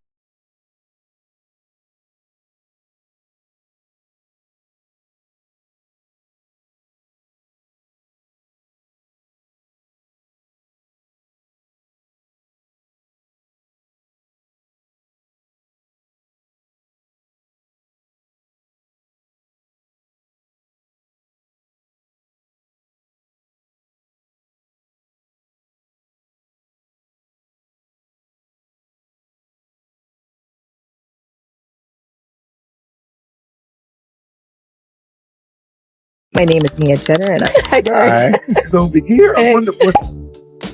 So the nice thing is, we check to assess hazards.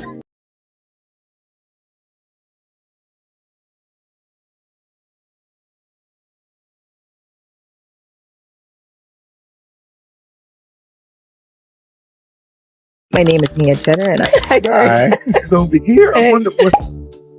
So the nice thing is, we check to assess hazards. And so Almost no anxiety. It's just like, okay, this is going to be a weird setting in the car with nobody driving. And it's not anxiety. It's just kind of like, this is weird, but I know this is where we're going to. Yes, so it's kind of like, So you've not ridden in a Waymo before? I have not ridden in a Waymo. Okay. And how do you feel? I hear you saying no anxiety. I'm curious. I'm more worried about other people that are like the anti-technology people attacking the Waymo than I am about the Waymo itself. That is definitely a contingent. So that's something about driving to certain areas. Yeah. And I guess this is Waymo coming now because I see it coming down the street right there. Excellent. It's picking us up on the side of the street that we are on, which is awesome. Okay, so you ready? And it stops right near us. Okay. Yes. All right, still moving. It's assessing safety. Like where it thinks is the safest place to stop, and it is saying there's no car in that spot right there. I'm guessing is what it's thinking, and so this is a good spot. Do I fit? So so the nice thing is, we check to make sure it says NJ at the top. And so that's my car. We can check the license plate just like an Uber. My license plate matches. And then I unlock it. So not anybody can just jump in. Okay. And so now we're good to go. I'll go ahead and jump in on this side since it's all clear. Good to see you, Renee. Thank you, Waymo. Good to see you too. Move the seat forward. Yeah. Oh, okay. Do you want to? You can get out and do that in the front. Start the ride right here on my phone by hitting start ride. Okay. But also, since you are here as a guest, I will let you do the honors and go. Okay. Heading to Calaveras. So all kinds of features. You can adjust the music. You can adjust the temperature. I can do the same thing from the app, but you can do a lot of things from the console right there. If you're ever uncomfortable or if anything weird is happening, you can push the support button or you can push the pullover button. If you push the support button, I've had to do it. A person will come on and speak to you. Okay. And they have cameras so they can see inside the car.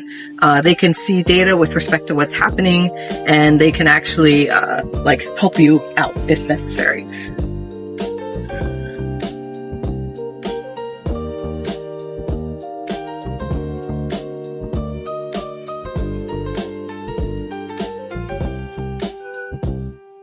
So how does it feel? You jumped right in like it's nothing. That part was the easy part. So that part was easy. Now I'm kind of paying attention, feeling how it's braking, and the first one, it braked a little hard. The second ago made me look up, and I'm kind of like, why did it brake so hard? But there was nothing to do. So does this get on freeways or do we just stay on the road? So that's a really good question. So another constraint right now. So a lot of times when we deploy autonomous systems, we deploy them in stages, different stages of human AI overlap, human autonomy overlap. And so we have some constraints. So we can deploy it in a controlled environment and controlled way. And we slowly lift those constraints until we get to full autonomy. So for cars, that would be level 5 autonomy, but we're not quite at yet. Another thing is Waymo's not picking up at the airport, although Waymo did just get approved to pick up at an airport in Northern California. I forget which one. So I think that's going to start soon. Okay. So what I just noticed is on the steering wheel it says, please keep your hands off the wheel. Waymo driver is controlled at all times. So is there like someone able to sit in that seat like... I'll have to look that up to be sure. I'm fairly certain that you're not supposed to sit in that seat. A Waymo can hold 4 people, but you're not supposed to sit in the driver's seat. But my best guess is that people are people. And even though you tell people not to do stuff, just in case someone sits in the driver's seat, they have that warning there, just in case. But yeah, so let me go slow that right now. No. You cannot ride in the driver's seat of a Waymo because it is reserved for safety specialists during testing. And for all riders, the seat, steering wheel, and pedals are off limits in a driverless car. Attempting to sit in the driver's seat or touch the controls will prompt the vehicle to pull over and stop the ride. Okay. The volume is turning away. Waymo likes this song. We jumped right in. I didn't get to ask you, what is your name? What do you...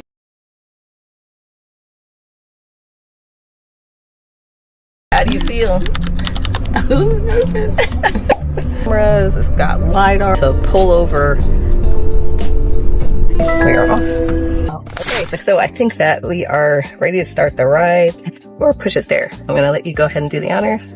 Start the ride. Okay, we are off. Heading to Sugar Santa Monica. How do you feel? Nervous. What's your biggest concern? That there's no one driving. There's not a real person driving. Yeah, and there's something driving. There's no one driving, but there's something driving. Right. Why does that make you nervous? I'm so used to having someone behind the wheel. Yeah. Similar to how people have brains and people have the ability to perceive their environment, sense, what's happening around them, using their mental model of the world. They then process what they sense and then they take action. The car is doing the same thing. So even though a person's not in the driver's seat, perceiving what's going on, processing it, and then taking action by moving the steering wheel or doing something else, the car is actually doing that. These sensors, it's got cameras, it's got LiDARs, the little spinny thing we saw on the top, and some others, and it's got radars as well. The car has different ways of being able to perceive its environment the same way as when I'm driving. The car is able to perceive its environment and even create this nice little map that you were looking at, and so you can see how it's sensing other cars. Of course, right. So it takes all the different sensor modalities or all the different ways it can perceive the world and fuses them all together, and then makes decisions based on what it perceives. Also notice that you have the ability to pull over or talk to a person at any moment in time. And so if at any moment in time you feel uncomfortable or worried, just push that support button. What do you feel? I don't know, like it's the first time I'm doing something that I don't know, that's unexpected of me to do. I feel glad. I feel happy in a way. But I think I'll feel more calm once we arrive. Okay. But right now I'm very excited because at first I wasn't.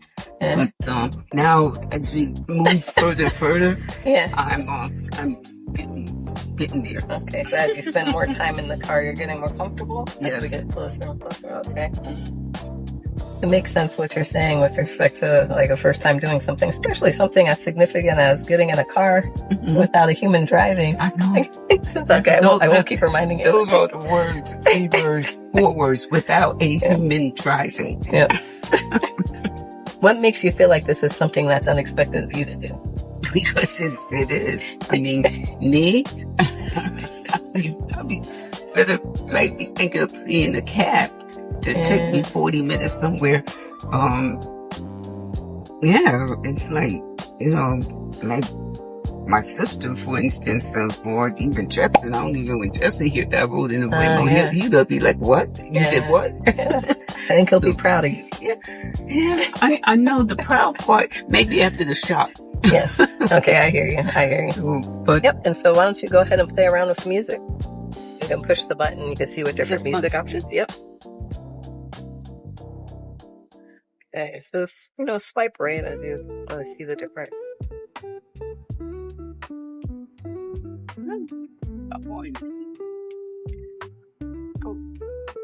It just ended up in on the newly released.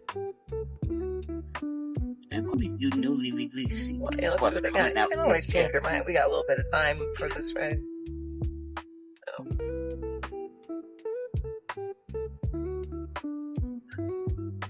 One time I had to I pushed the support button because the front window was down. I didn't realize it when I got in the car. It was rolled all the way down and it was chilly. Like it was nighttime. And so I pushed the support button and they can see like there's cameras that they can actually see in the car. So like you don't have to worry about like being alone or someone not being able to know if something's going wrong in some way. Yeah. And so before I even finished saying it, like she had already, like she was like, oh, the windows, she just rolled it up for me. And I was actually calling because I want to be self-sufficient in the Waymo. So I was asking her, is there a way that I could do it without having to climb into the driver's seat? Because I don't want to take my seatbelt off. But she just told me that she did it. She just rolled the window up.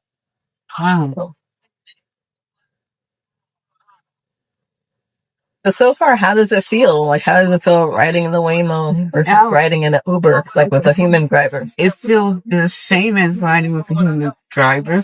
And now I'm beginning to feel a little more calm. Okay. Because like I said, I'm not thinking about that human factor. Okay.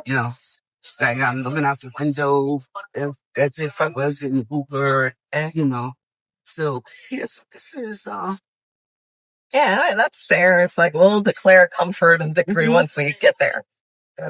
But there's certain things that it's interesting because this is actually a little bit of a longer ride than it could have been possibly because there's certain things that Waymo does to be safe.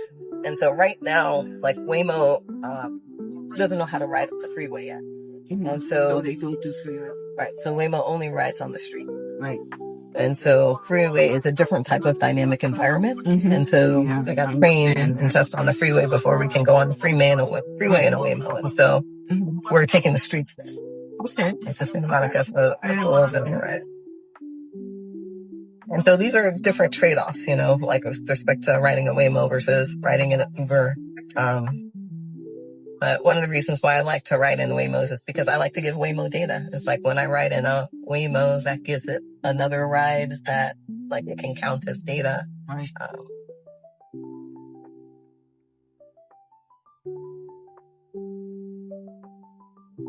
Okay, so the big test is one.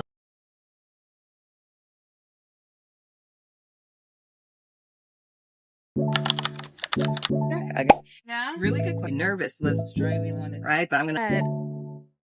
Like Been in a Waymo before? No, Okay. this is my first time, so I'm excited. Okay. A little scared because there's no one driving us. Yeah. Technically. Oh yeah, there's no one driving, but there's something driving. So, yay! I'm excited. Almost. What did Mom think? Did she like it? Mom likes it. Yeah. Like she was super nervous at first, but Yeah. How do you feel? A little nervous. Yeah, she liked it. Definitely nervous, but I'm more excited than nervous. Yeah. What makes you nervous?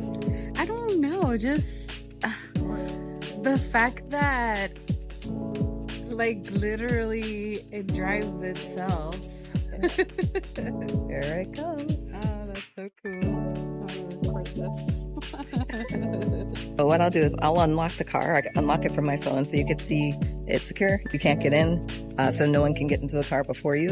So from your app, you hit unlock, and the doors pop open. But we also checked, it says NJ on the top for me, and then I also checked the license plate. Oh, okay. So So just like an Uber, check the license plate, make sure it's yours. Okay. So you ready to go?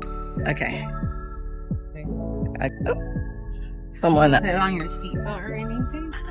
not telling us now, but it will actually, if you don't put your seatbelt on, It'll it tell has you? sensors and it'll let you know. It'll Okay. start to make a little alarm sound. There's two ways you can start the ride. You can start it from your phone in the app here, like hitting start ride, but I'm going to let you do the honors and go ahead and hit start ride. Heading to Westfield, Culver City. And we're off. Happy Friday. So what is it? Like, is it controlled by an AI or what? Like, I still don't know, Yeah. like... Yeah, so Yeah? really good question. So artificial intelligence, like the underlying algorithms that enable Waymo to perceive, make decisions based on what it perceives and take action, like decide when to turn and then actually turn. Those are all like algorithms that are enabled by artificial intelligence. Those are artificial intelligent algorithms. But I think to maybe take a step back and give you like a little bit of perspective, similar to like one of the things you were saying was that like one of the things that made you nervous was that there's no one driving. And so if you think about what a person needs to do to be able to drive, a person needs to be able to see, to perceive their environment. A person needs to be able to make decisions based on what they perceive. And then the person needs to take action. So Waymo has all these sensors. It has LiDAR, it has radar, it has optical, some stereo depth prep sensors. And then it has a huge processor. So something that allows it to take all of that information and fuse it and come up with a perception of its environment. And then make decisions based on what it perceives, based on its model, its mental model of the environment, and then take action. And so it does all of that really quickly. I The way just that saw this it one because of the car that got in front of it, and I was like, oh, okay. Yeah. Now it makes me a little bit less nervous because it's like, okay, take action. Yeah. So it's kind of like you have to see it to like really understand, like, it actually can do it. Yep. So right now, like we're in LA and Waymo is deployed in certain areas of LA. In addition to expanding to like within LA, like Waymo will eventually, like they're getting ready to deploy in Boston, for example. Completely different dynamics. Like Waymo's in Northern California, Arizona, and Southern California. Boston, you have snow. Like there's all kinds of interesting different dynamics depending on where you are in the country, let alone where you are in the world. I'm sure they have it down by now if they're doing it to adjust to different like weathers and climates and stuff, because I know it's definitely hard to, it's just more not safe in different weather, especially when it's raining or anything like that. I think it's different than just driving when it's sunny. Yeah. And the idea, like I technically don't work for Waymo, so I don't know for sure, but you know, the idea, like when I build autonomous systems, the idea is that if you're going to deploy, you have a certain level of confidence. Like you've assessed the hazards, you've assessed the risk, and you've designed, implemented, and tested such that you have a certain level of confidence that when you deploy it will be safe given the constraints that you're applying to the environment. Especially because you're gonna have people in it. Exactly. Yep. Yeah, I'm pretty super excited. cool. Yeah. I'm excited for Waymo because I like to just write in the Waymos and just sit and think about, like, sometimes when it makes certain decisions, think about what might be informing, like what the underlying algorithms might be to enable that decision. I always joke, I'm like, oh, there go the robots. Yep. To talk about, what's your name? What do you do? Oh, my name is Layla, and I'm a nail technician. I'm actually her nail technician. Layla is my nail technician. And so I am so excited, so happy that Layla decided to ride in a Waymo with me. I love, like, like, I do a lot of circuit nail art, just kind of like sciencey, robots, space stuff, nail art. And I'm so grateful for Layla because when I first really started doing the circuit nail art, I went to a couple people and like no one really understood the vision. I had pictures and I drew things, but I went to Layla immediately the first time. She understood exactly what I was saying when I was talking about solder and how I wanted it to look like solder and how it needed to be on a green background. And she like just did it. Sure did. Yeah. And part of why I understood is because I worked at a appliance store for a long time, and the technicians there would actually fix circuit boards, and I just thought it was so cool how they would do it. It would melt the solder and all of that, like, so it was pretty cool. And so that's why when she came and she was like, "Hey Layla, can you do circuit nails?" And I was like circuit boards? And she was like, "Yeah." And I was like, I don't know, but I can try. But it has been a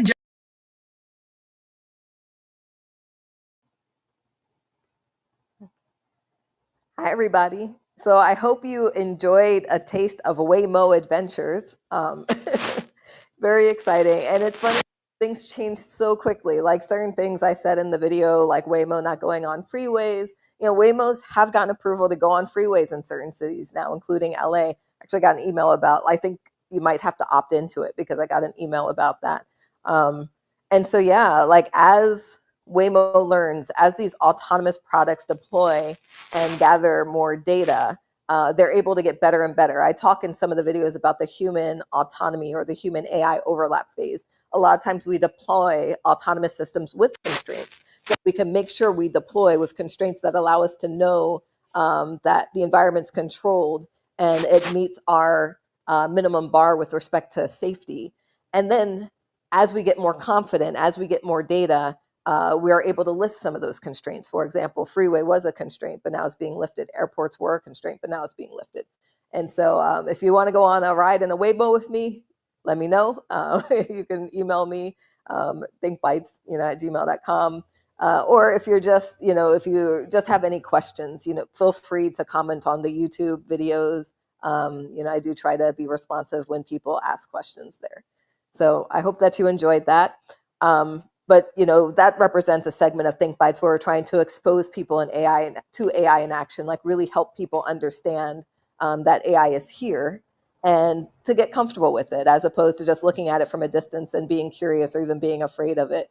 Fear can be healthy, but it's important to have a base understanding so that you're better informed with respect to what you might choose to be afraid of, or what you might choose to be comfortable with, what you might choose to be curious about, what you might choose to explore even further, perhaps as a builder or even as a policymaker. So Waymo Adventures is a series of YouTube videos to give people exposure. There's a class that I teach called Learn to Speak AI that's actually become the most popular class this year. This was one of the first classes I actually ever taught. I actually ever put together like over 5 years ago. I think it was even before I formally started using the name thinqueBytes. But it's just grown in popularity. Technology changes so quickly, so I adapt the class, and this year it's probably been the most popular class.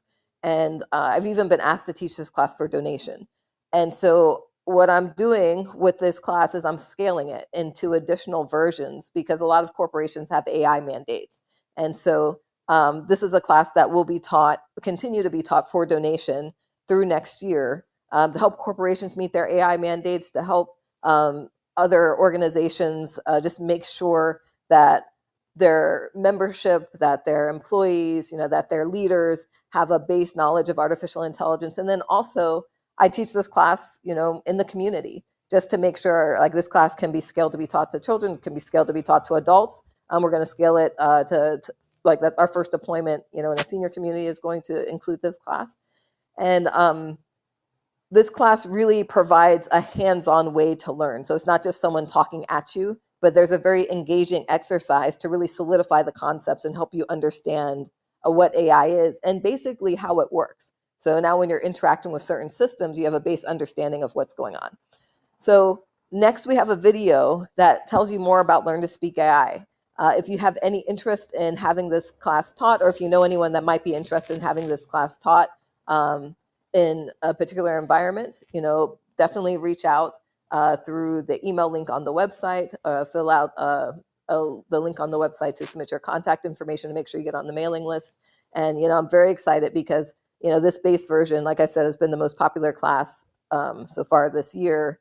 And scaling it into additional versions, I think is really going to meet the need based on feedback that I've been getting. And so with that, let's go ahead and jump into the video. And after this, we'll I'll say a few more words and then we'll get ready to transition to how do I get into STEM. So I think we'll be caught up on time. We'll see. Artificial intelligence isn't coming. Artificial intelligence is here. It is already integrated into a lot of like what we do day to day into our society. And the amount of artificial intelligence that gets integrated into our lives is only going to increase over time. It is imperative that people find knowledge, that they have a basis of understanding of what artificial intelligence is, or they'll be left behind. Artificial intelligence is going to cause a shift in the role that people play. There's certain jobs that exist today that will not exist, in the relatively near future, in 5-10 years. And so it's very important that people are not planning to go into those jobs. It's very important that they have a basis of understanding so that they know that maybe there's other things that they should be working towards, should be studying, should be, even from like a physical labor perspective, should be focusing their time and energy on. And so I think for me, my biggest fear is just what the future might look like if we don't bring the entire population along for the journey. And that's one of the things, that's why I'm sitting in this space right now, trying to work on this base education to make sure that people know what they should be worried about and are able to work to address it. So this class is for anybody who has an interest in better understanding AI.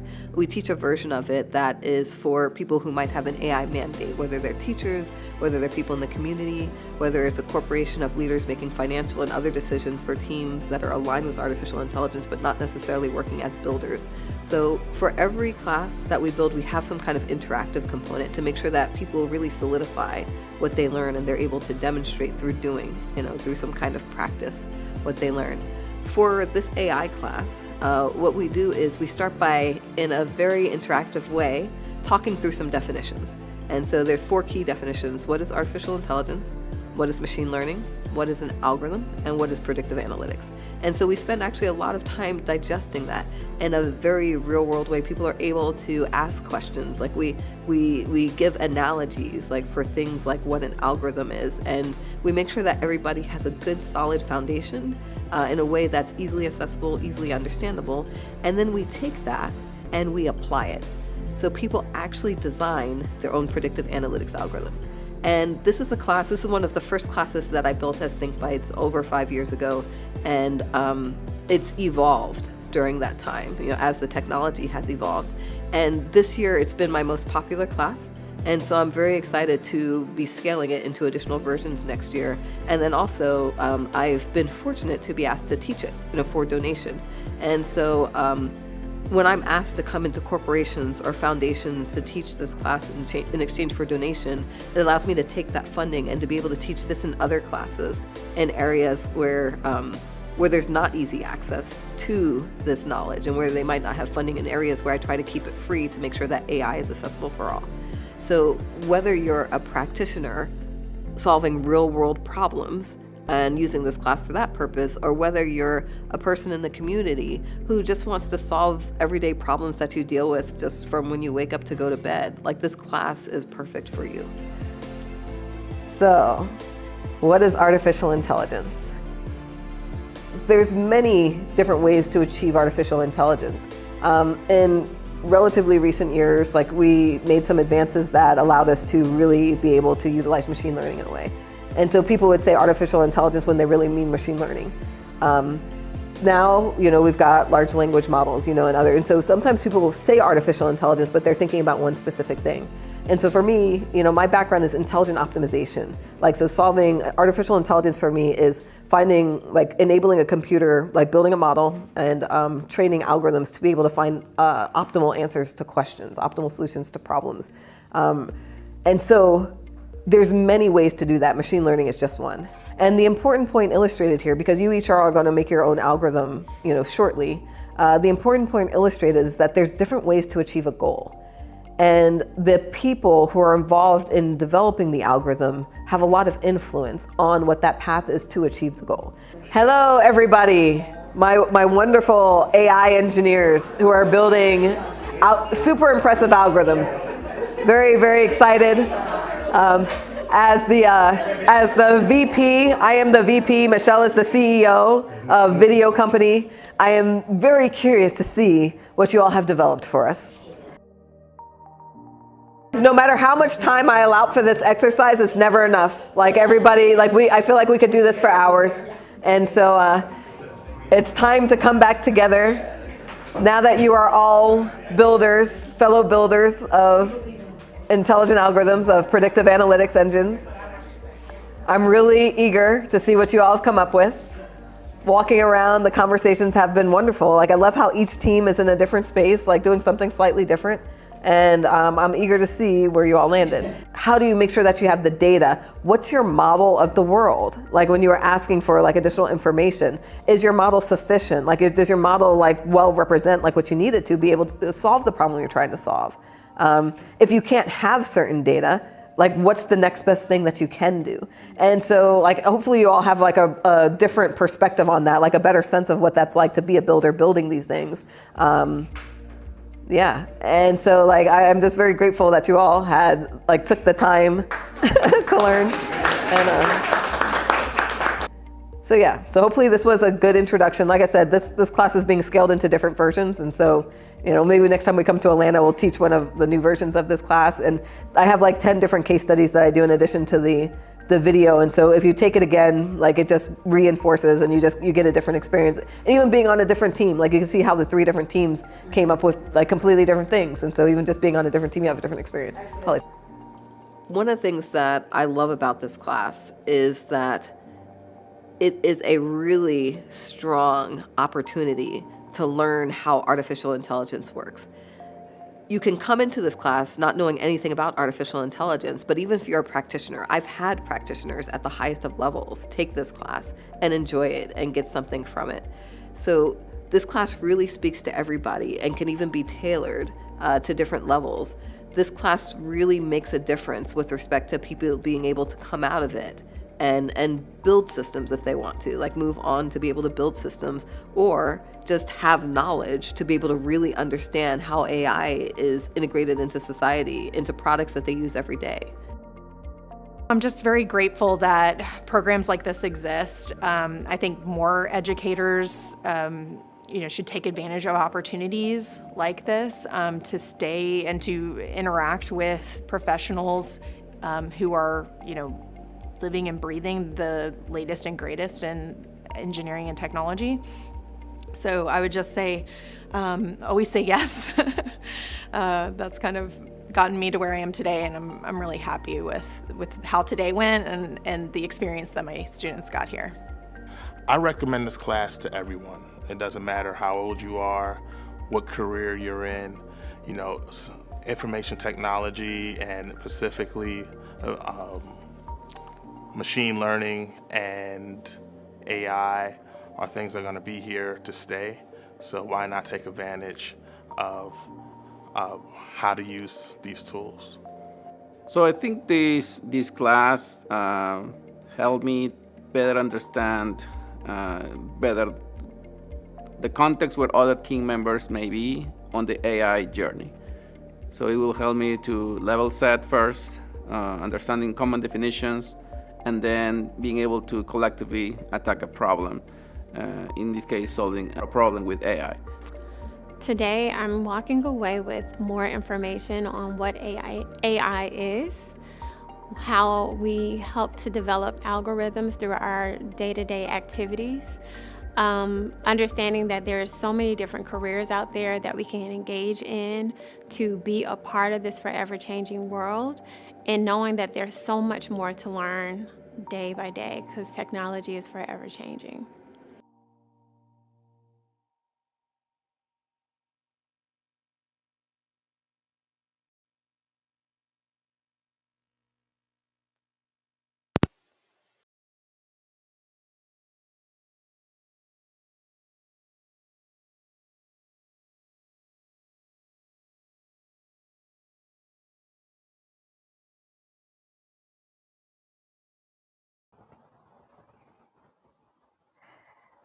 Hi, everybody. So welcome back. I hope that you enjoyed that video. And so, yeah, that video just really speaks to the passion, that we have behind building courses that work for everybody.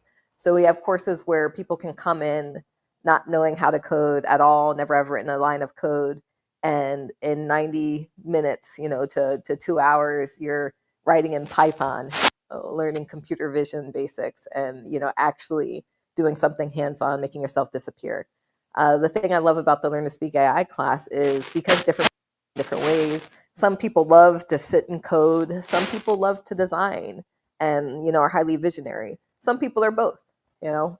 But the Learn to Speak AI class really speaks to the creative juices for people who lean in that direction, like with respect to wanting to be able to really think, really understand and design, understand requirements for, understand what data you need, like how data and model impact, like what you end up with when building AI systems. So with that, I'm going to just take a minute to close out this section. We are going to drop the donation links in the chat again. Thank you so much once again, expressing tons of gratitude, to folks who have donated already. And do make sure there's questions at the end, where if there's a swag option where you select which swag item you get.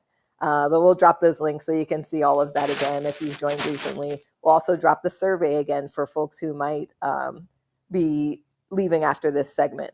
But overall, the swag gifts will be available for people who donate today through Tuesday. And so you've got time. And, once again, just reinforcing that, this content is for everybody. And so feel comfortable just enjoying the content if that's where you're at today. Okay. So with that, we're going to take a very short break. And by short break, I mean 60 seconds. And then we're going to go into the Ask an Engineer segment. So there was a Slido link where you had the option to submit questions, for the different engineers. So we've got 3 engineers signed up. And I know I saw 2 in the chat. And so if we only have the 2, then we'll figure something out really quickly. Oh, we do have 3. Okay, we do have all 3. Excellent.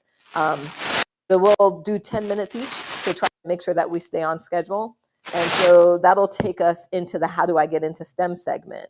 And then after that, so the second part of the How Do I Get Into STEM segment, I'm going to come on, I'm going to say some more words. I'm going to better introduce this panel. But we have a wonderful How Do I Get Into STEM panel. That was actually our International STEM Day panel. We recorded it then. And we've got a wonderful panel for you there as well. So I'm very excited for this next segment. I hope that you enjoyed the AI in Action segment. I hope you enjoyed meeting my new doctor. I'm very excited for what we're going to do next year. And with that, let's transition to How Do I Get Into STEM?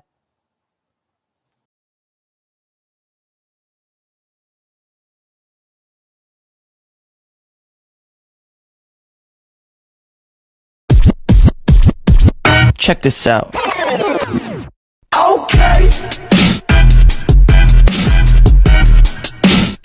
I look good. Okay. On the street and I got my swag on. Okay. Get the money, gotta get my bag on. Okay. Triple.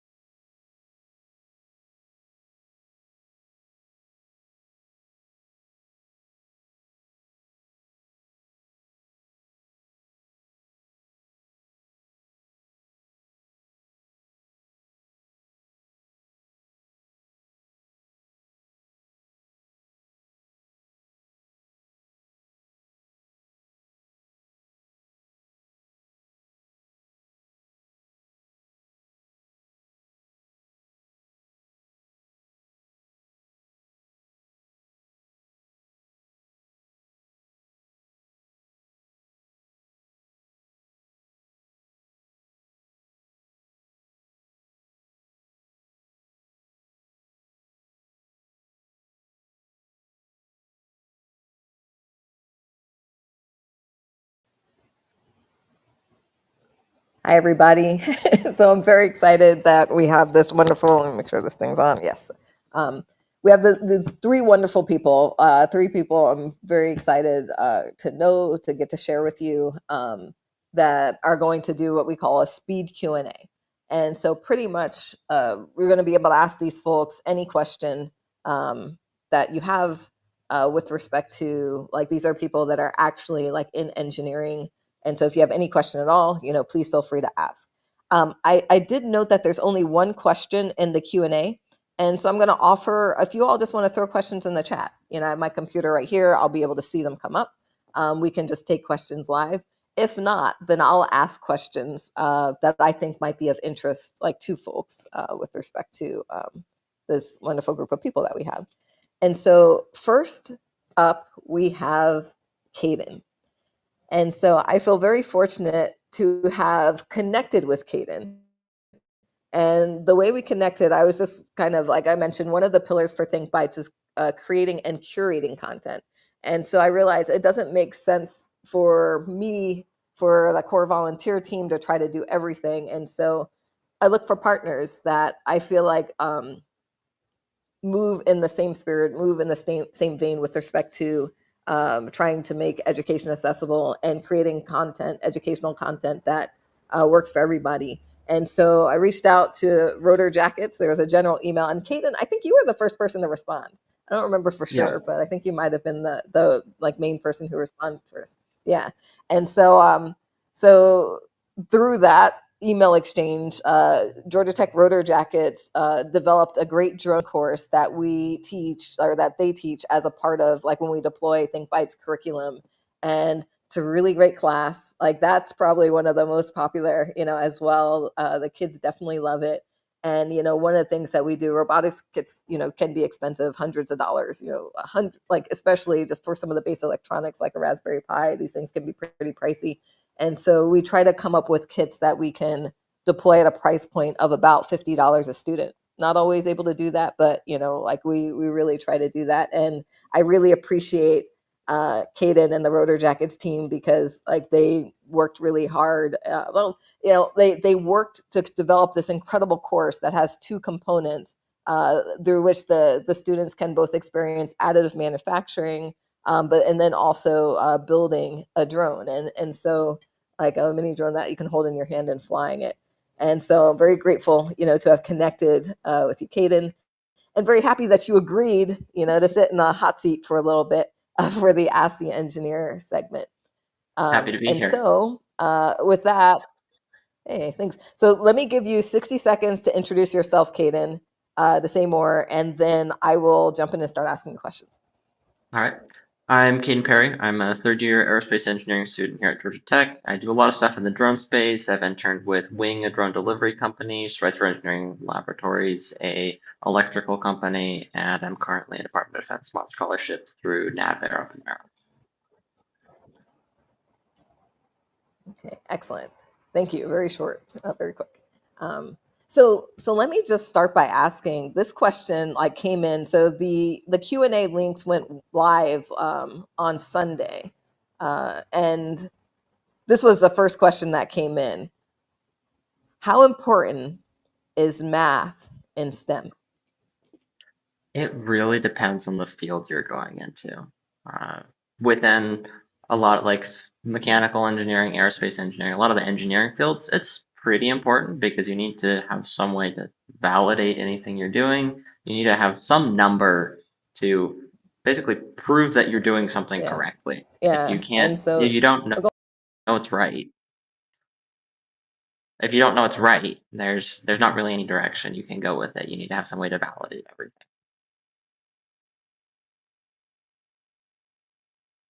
I think that I'm getting a signal that we lost your audio. Oh, do we have Caden's audio back? I think I'm back. Okay, so Caden, everything that you just said, you get to repeat it. Perfect. So you really just need a way to validate everything. If you don't have a number you can put to something, you can't bring it to someone else and say, hey, this works. You need it, this works because all of these different things that we did worked, and some 60% failed or 60% succeeded. You always need some kind of validation metric or some target that you need to hit.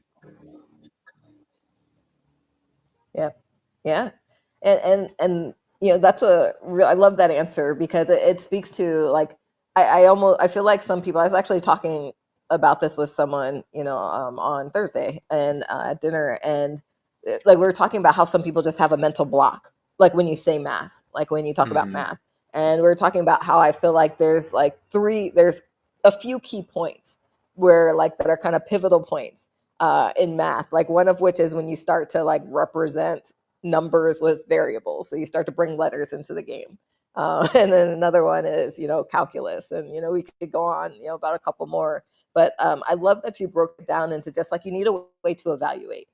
And, I like to teach math or talk about math without using the word math because and I kind of feel like that's what you did there. It's like just kind of like a base way to be able to evaluate, to compare. Like if you don't talk in terms of, this is algebra, then like sometimes that mental block doesn't kick in Hmm. and, folks are able to absorb. But I do agree with what you're saying is that it's like technically, yes, math is important. But there's different ways to think about it, like including just thinking about it as a base way, like to be able to evaluate and depending on what you're doing, like math, like different types of math can be important and critical. Like I think back to aerospace, For sure. aligned with your major, it's like we use trigonometry every day, and Hmm. but uh but yeah, like it all depends.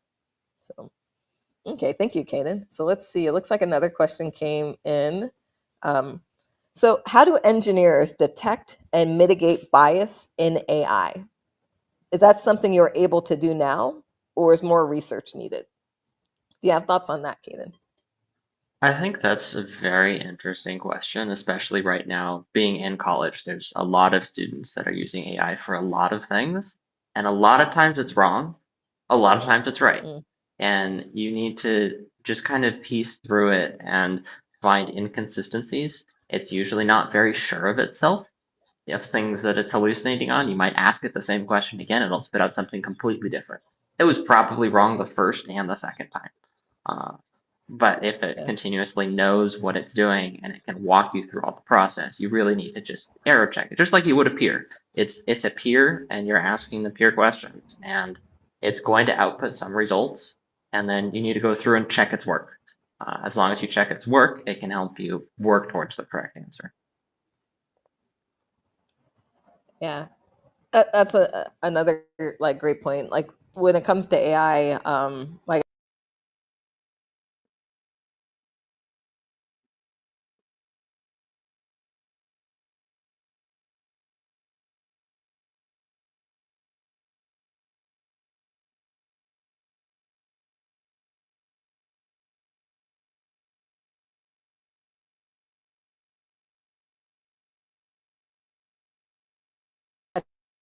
GPT, there were even like weird symbols in it. And it was kind of like you have to read it. It's like you can't just like throw something in the chat GPT and then throw it over the wall.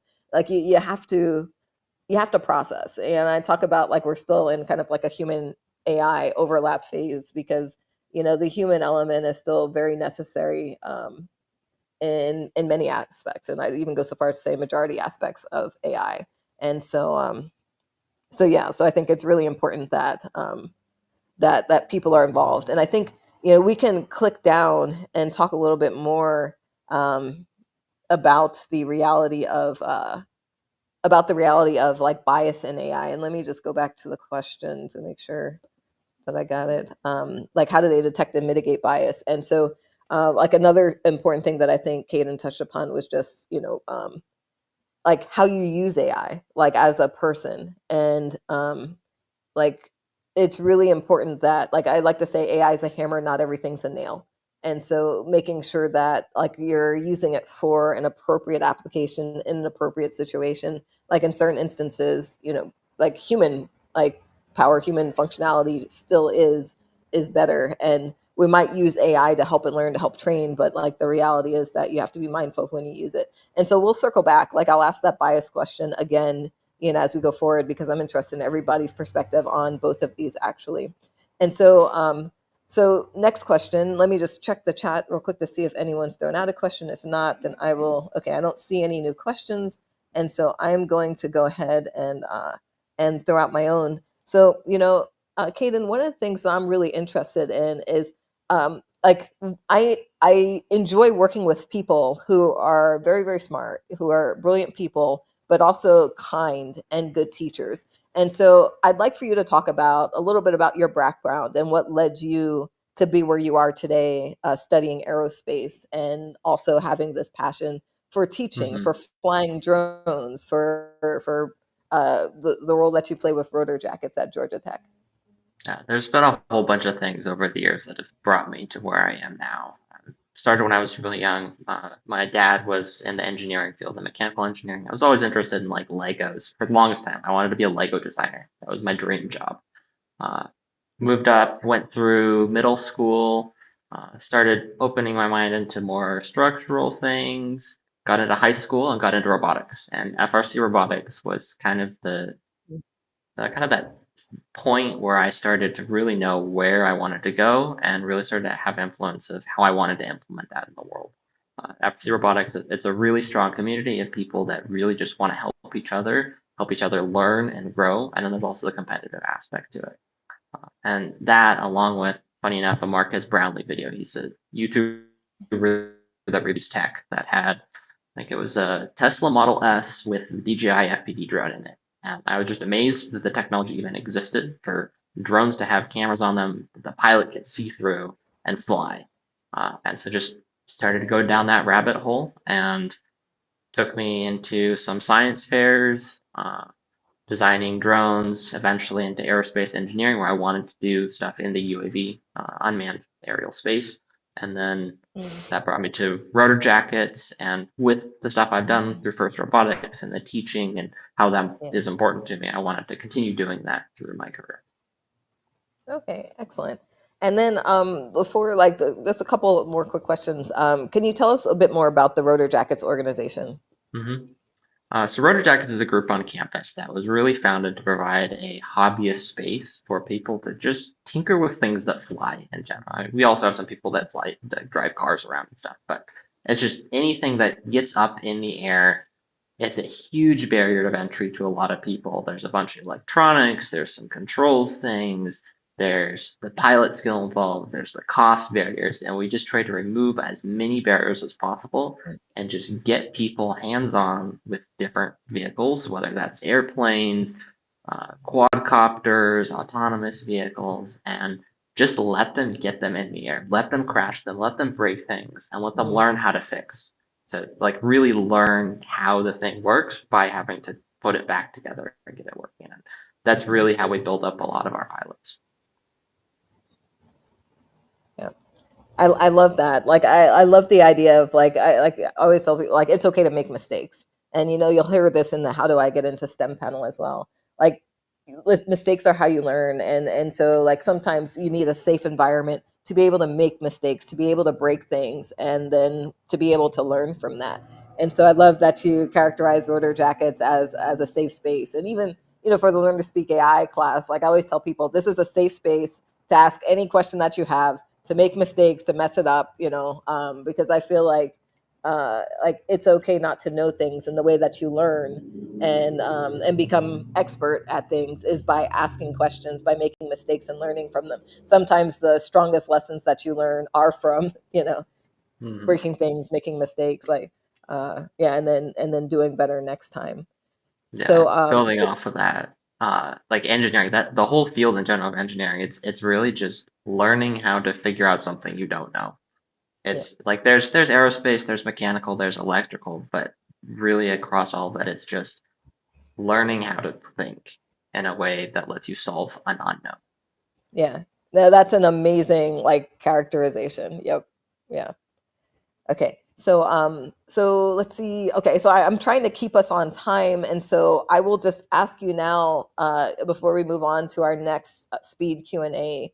Kaden, is there anything that you want to share, with the folks, with respect to how do I get into STEM or other? Is there anything else that you want to say? Just find something you're passionate about. Like, look at the world with curiosity. Find something that's intriguing and just pursue it. Find something, figure out how it works, and start pulling things apart, putting things together, and just drive in that direction. The more invested And the more you get involved in something, the further it's going to take you. Yeah. Sounds good. Thank you so much, Kaden. Of course. Thank you very much. Okay, take care. Okay, so next up, so we're kind of moving in order of experience, and so thank you so much, Kaden. Next up, I believe we have PhD student Evelyn. Yes. Hi. Hey, so good to see you. You too. Okay, so okay, so I'm just going to see if we've got any more questions, just to make sure that I give opportunity for folks in the audience that might have questions. Okay, and so Evelyn, I'm very fortunate like to have met you. Gosh, like just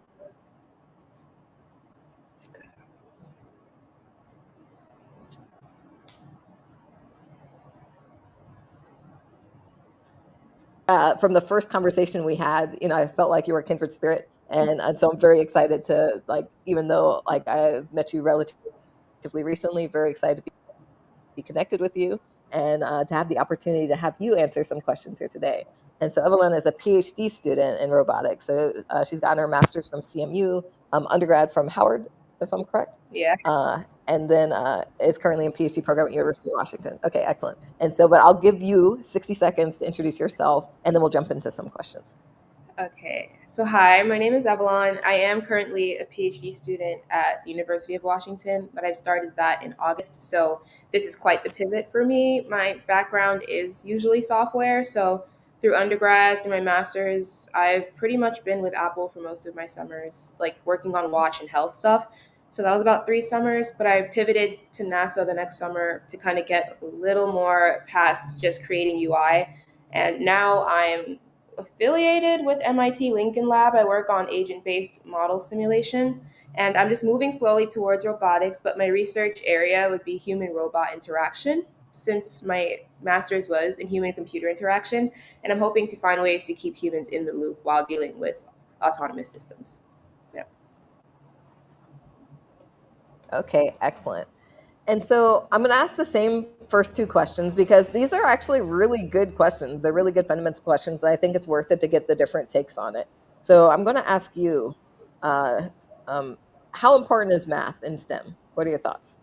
Okay, very much same answer of being dependent, but I have used it a few times in spaces where I didn't expect to. Like even when it comes to UI, like software, I just never expected to be calculating bezels and rounded corners in the way that we are. Like pulling out a whiteboard in the middle of Apple to try to figure out what rounded corners make the most sense kind of caught me off guard because it's not just like adding, it was a long process.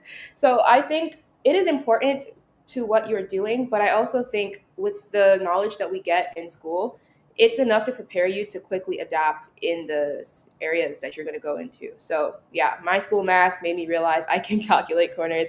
And now that I'm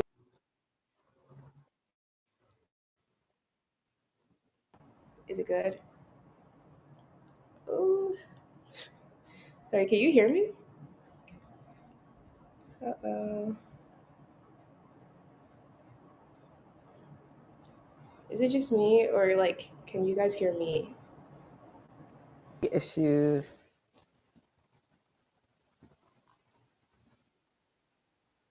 Okay, yeah. I'm looking at our production team over there, and I think that their assessment is that, like, can you tell how strong your signal is? Because I think their assessment is that it seems like it's your connection. That it looks like I'm still coming through. Okay. Yeah, it says or it keeps saying reconnecting and then turning you into like a gray screen. So I was like, what? I don't know what's going on. But I didn't want to keep talking if nobody could hear me. That's why I stopped. I was like, I talk to myself on the camera.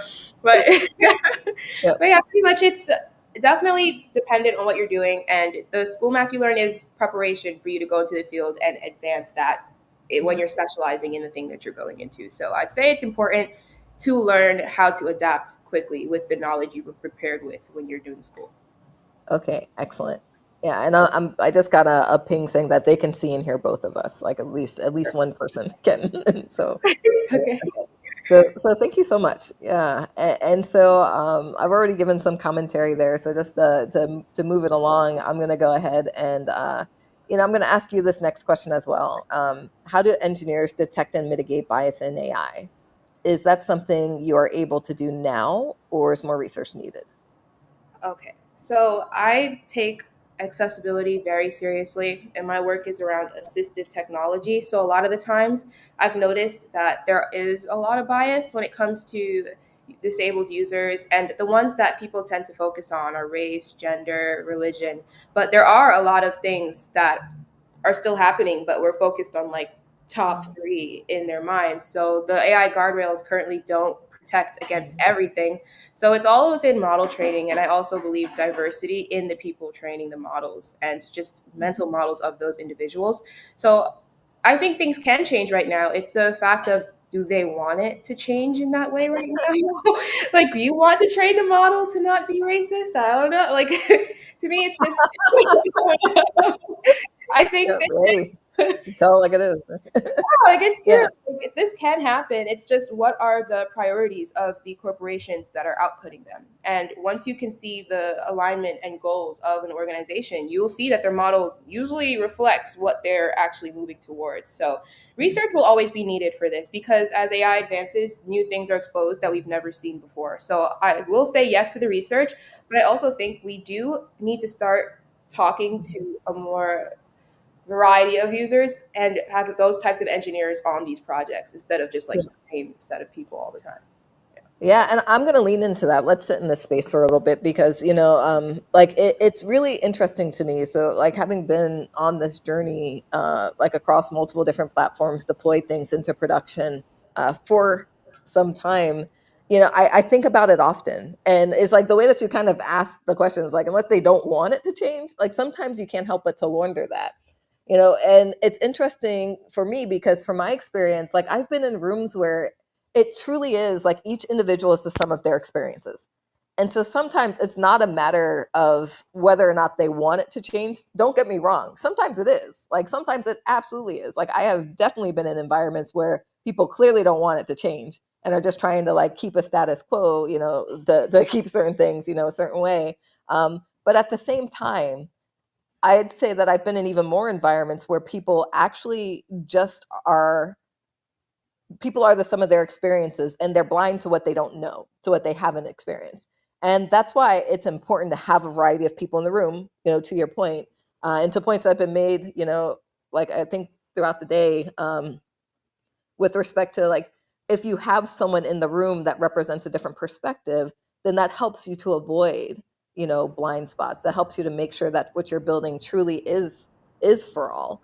And so yeah, like very interesting dynamic, like across the different like segments of the population, like you mentioned, like race, gender, religion, but disability. And so making sure that ideally, like we're able to like through initiatives like this, through other initiatives, make sure that everybody's exposed, at least has a base awareness, and increase the number of builders who are in the room from different segments of the population to make sure that AI truly evolves in a way that is for all. But at a minimum, like to the point of like your experience, we have the customer experience team, with Maya Melanie, test it. It's like you need to make sure that like you are at least exposing your product, your research to, a variety of people that are in the subject population that you plan to deploy to make sure that your product works for all. And so with that, I'll get off my soapbox. Do you have anything else you want to add, Evelyn? I think my last point on that would just be that organizations are siloed when it comes to accessibility and they kind of treat them like consultants at the end after they've already trained and they're about to deploy something. So they can slap the sticker of, well, we checked with our accessibility team and we're great. So I've noticed like that's kind of what they do. And then they're like, we pride ourselves on it. But do you really? Because if you did pride yourself on it, they would be in the room. Accessibility team would be consulted during the training and not Yeah. just the testing or deployment. So I Yeah. just think it's more so. It's hard to give an answer to this because I feel like it's just organizational change in general that needs to happen and mindset shifts in order for this to start getting mitigated in the correct way from the ground up. Yeah. And I like one of my biggest fears, and I think I say this in the video when I'm talking about the Learn to Speak AI class, is one of my biggest fears is what society will look like, what will it evolve into if we don't solve this, if we don't figure it out. Because I don't think it's gonna be good for anybody. And so I feel like there's more people in the world like who are trying to make a difference here and to make sure that things evolve in a certain way. I'd say over my career, the majority of my colleagues that I've worked with are genuine, like in their interest to try to deploy products for all. Like sometimes there's blind spots, but they're open and eager to remove them. And so I think it's just a matter of like waking up every day and showing up and doing the work, to try to get there. Yeah. Okay. Thanks for sitting in that space with me. That was great. So, so let me ask you one more question, and then we'll move on to James, because once again, I'm trying to, keep us, like, I don't want us to fall, behind again, and I think we're doing pretty good. So let's see. Okay. What kinds of things can AI do that might surprise people? Okay, so AI is what the user makes it. I was shocked when I walked into UW for the first time into the robotics lab. I saw somebody drop a pen and a robot arm run to pick it up. The fastest like reaction I've ever seen. And then I look to the right and then I see a robot feeding someone and it's detecting their mouth and it's also seeing how fast they're chewing, knowing how when they should bring it up. And I was just shocked because like a lot of people who aren't as well versed in AI, like in certain levels, would just think it's Chat GPT. You're thinking it's just text. You don't realize that AI is literally everywhere. Like even okay, I saw Waymo in the chat. I cannot believe these cars can drive themselves. Like AI is amazing, and to me, it's a weapon when used properly that can be like very, very, very influential. You just have to have it in the right hands. So my work, at least right now that I'm looking into the humanoid research space, and a lot of people are deploying these consumer robots or getting ready to, but they're all marketing them as general purpose. So yeah, we're seeing them fold. They're doing reinforcement learning. They're learning how to fold things, put dishes away, sure. But in my head, I was like justifying a $20,000 robot to fold my clothes. I think there's a better application. So AI, yes, can do general purpose things, but imagine now if elder care populations needed assistance that was 24/7, that was always able to report, check health vitals. They need help getting up the stairs. These robots can be repurposed to be more meaningful in people's lives. And that even answers the questions in the chat where I saw, like, do you think seniors can understand AI and not be afraid of it? I think there's a big human in the loop aspect, and you must not, if you can make everything autonomous, why? Why are you making it autonomous? If there is a full reason for that, if people are losing their sense of agency, they're not going to trust it. If somebody is seeing a spoon come to their mouth and they don't have the option to hit stop because this engineer was excited to get out a fully autonomous spoon, I'm kind of like, okay, let's calm down and make sure that we're asking the right population, like the seniors, if that's who we're going towards, what they want, and then designing for them. So, yes, AI is surprising. It can be used very well in like purposeful settings instead of being like a general solve all question. But I'm just impressed overall at just the applications I've been seeing so far. Yeah. Okay, great. Yeah, and yeah, this kind of like goes back to the analogy: AI is a hammer, not everything's a nail, and a hammer in different hands can manifest in different ways, can do different things. And so, yeah, I love that answer. I think that it's really important to focus on the fact that like we build products for people, and I think that's like the one of the big challenges that I see sometimes is that people are too focused on doing something because they can. And sometimes research for the sake of research is good because it allows us to discover things that we can apply to make advances in other ways. However, I think that it's very important that, as we do research, as we build, like we keep the human factor in mind and that we do things that are synergistic with human needs, that are for people. Like we don't build necessarily just to build, but we build to help people, to identify things that are hard for people to do, to make human life better. So I could go on, and so let me stop because we need to get on to get to James. And so I'll just say thank you so much for taking time to do this Q&A. I very much appreciate you. Look forward to chatting soon. Yes, thank you. See you soon. But really quick, is there anything else you wanted to say before we let you go? All day too, so I shouldn't. I think we'll be good. Say it again. I'm sorry. Yeah.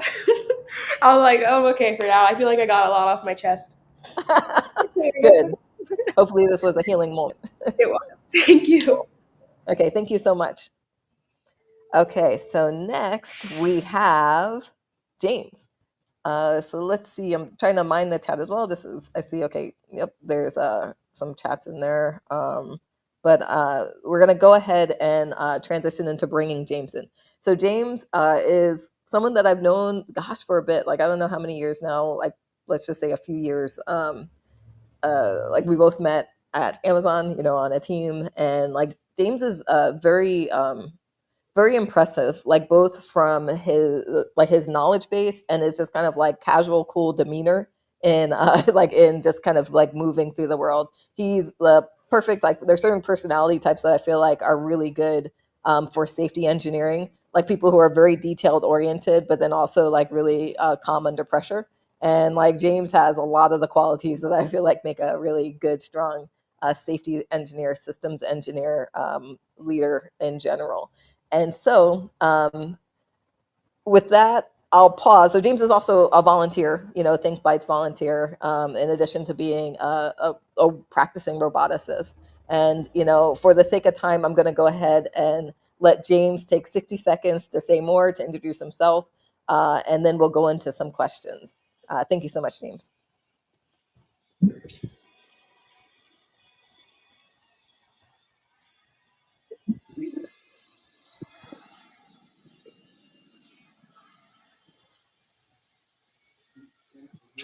Oh, Nia, can you hear me? We can hear you now. Okay, sorry, I lost you for a second. Oh, sorry. Um, oh, um, Hi, I'm James Meadows. Started my career working in industrial robotics for Georgia Pacific, designing industrial robots to go into manufacturing centers.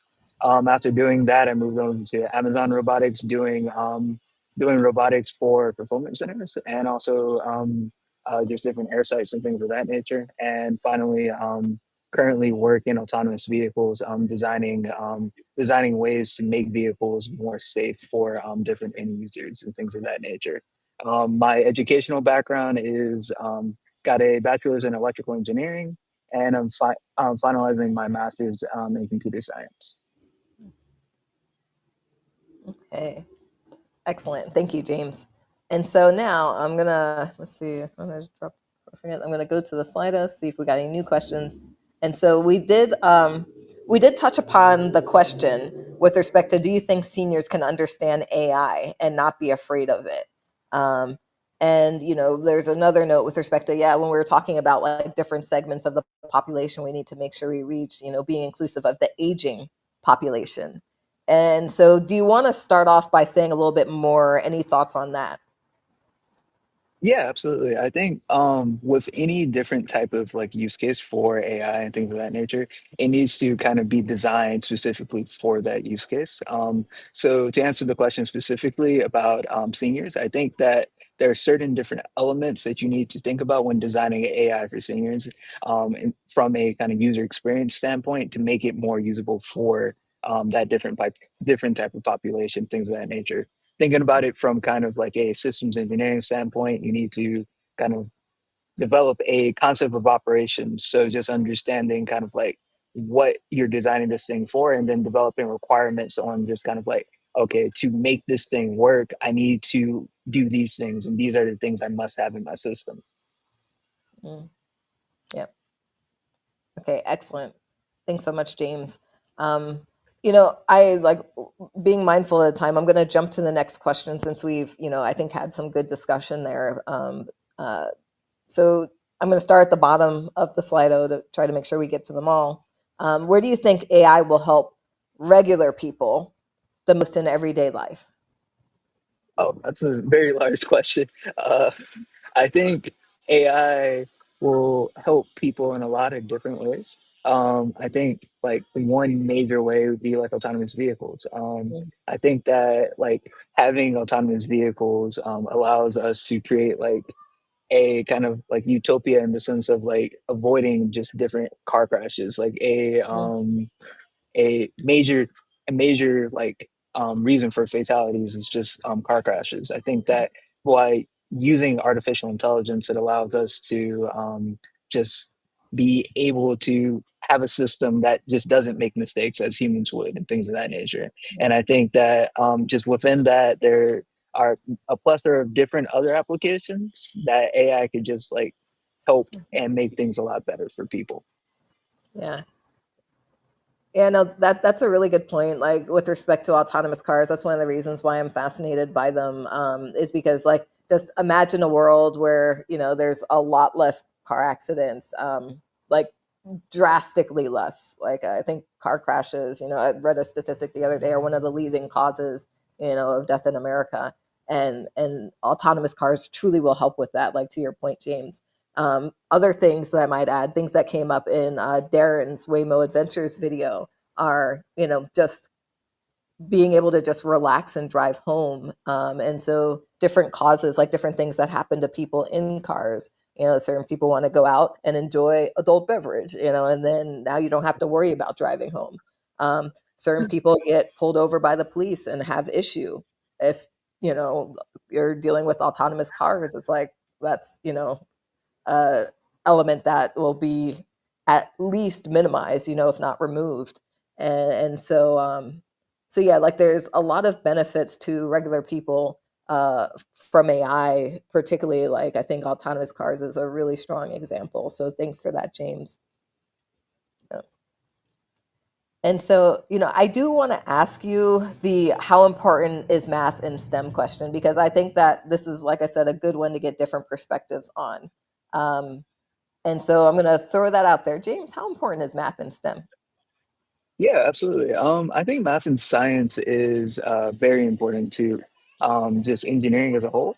But I think it's kind of different though, right? I think that like when you learn math and science in school, it's very kind of abstract and not necessarily like applied to like a use case and things of that nature.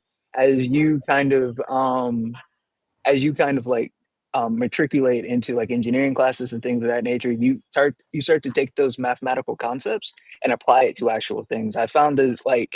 Um, I found as I moved into engineering classes, the math classes I had when I was younger made a lot more sense as I started to apply it to like real world types things and things of Yeah. that nature, such as like just basic physics concepts that we use in safety, trying to figure out relative velocity and things of that nature make a lot more sense when you're thinking about just when you actually like are working with simulations of two different vehicles and two different speeds and you can actually see it and work with it as opposed to kind of Mhm. like abstract physics Yeah. problems. Yep. That's a really good point. And, I think that's like, that speaks to practical application. It's like, once you get to a phase, sometimes you have to learn fundamentals before you can move into a practical application phase. But I think that like, once you move into a phase where actually like using the math, sometimes it makes more sense and it's even easier. And I think that that's part of how we teach. Like that's one of the bases of how, Think Bytes creates educational materials, works with others to create educational materials so that people can actually experience something, like to the point at which James just developed and deployed for the first time at our International STEM Day deployment, a collision avoidance class, that kind of allows people to experience, like to feel like what it feels like when you tune parameters, like when you have autonomy on versus autonomy off. And so yeah, like I think that being able to actually like, have that experience of using something makes a huge difference. One example that comes to mind for me is like when I was studying, and so I undergrad I did math and computer science, focused on AI, and or math with computer science focused on AI, and then I went to work as an aerospace engineer, and I decided to go back and get a degree in aeronautical and astronautical engineering. So when I was doing my master's, I had to take fluids for the first time. And so fluids, from my perspective, was moving air. It's like we're moving And I was just kind of like, why are we moving air? Because I'd worked as an aerospace engineer in space and didn't have a lot of experience with moving air. But then when I took propulsion, I was like, oh, everything makes sense. You move air to make rockets. And so I don't know if everybody gets that, but like it was like a big aha moment for me, and everything made a lot more sense. I like the mathy part of fluids, but like from a practical perspective, I struggled a little bit until I took propulsion. And I was like, okay, everything makes sense now. So yeah, so really good point. So, I do want to squeeze in at least one more question. I think we're doing really good on time here. And so yeah, I think that given like where we're at today, I want to throw out this question to you. Like, if we can get to the other one, we'll do it. But I at least want to throw out the question: what kinds of things can AI do that might surprise people? What is your take on that, James?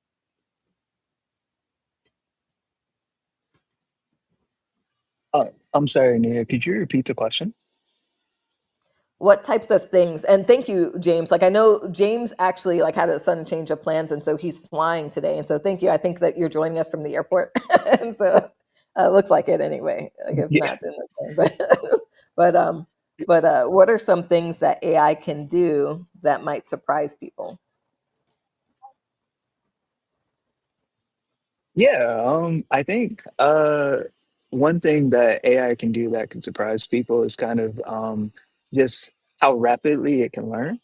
In terms of like a lot of the new models that we're using, like in robotics and also autonomous systems, such as like vision, language, action models, like robots can just like see something and then just reproduce it, is kind of like very kind of very cool, and also just like very kind of just interesting in terms of like there's different robots out there that like can literally just watch a person kind of like pick up a bottle, and Mm, then over time just like learn how to like pick yeah, up the bottle in the same way and just mimic a person, and yeah, in a very just kind of like human like way, which is very kind of cool and very interesting. yeah, yeah, yeah. No, like really, very great point. And then oh, I'm going to just like offer you. And so, like, to wrap it up, is there anything else that like you want to? Is there anything that you didn't get to say that you would like to share? Um, and like, if you want, feel free to touch upon the bias question. If you want, I can repeat it. Otherwise, like, is there anything that you'd like to share, particularly from the perspective of how do I get into STEM for people who are interested in transitioning into, or kids who are looking to go into Yeah, STEM for schools? sure. Absolutely. I'll touch on both. I'll start with the bias question. I think the way to kind of like mitigate bias within AI is kind of to clearly define kind of the area that you want to work on, and kind of segment it. Within autonomous vehicles, we kind of call it the operational design domain. So Mhm. just kind of breaking it down into different parts. So like when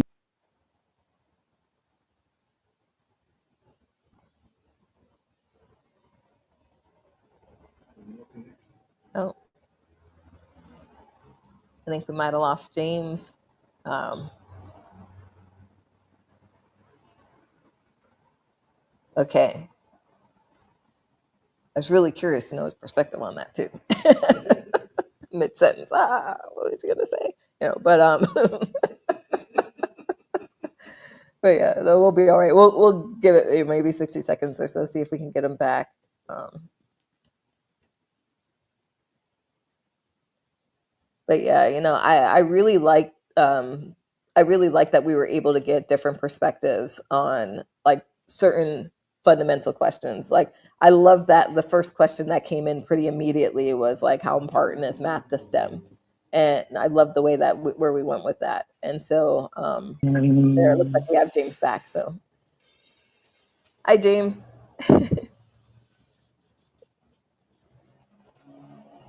Oh, okay, maybe not yet. No, hello. hello. Oh, it's like we maybe had him for a second, but then lost him again. Okay, so I'll keep talking a little bit about just like like I like that we can get different perspectives on things like how important is math to STEM, because we truly are all different individuals who have walked different paths, like who have had different things lead us to STEM. And you'll hear about this a bit on the How Do I Get Into STEM panel as well.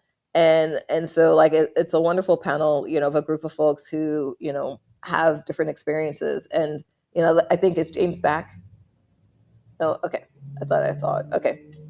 But like sometimes it's really good to get different perspectives on the same thing, because like I said, like different people walk different paths, and you know um, we're each the sum of our experiences, and those experiences inform and influence how we move through the world, how we interact with the world. And that's another reason why it's just really important also to have a variety of people in the room.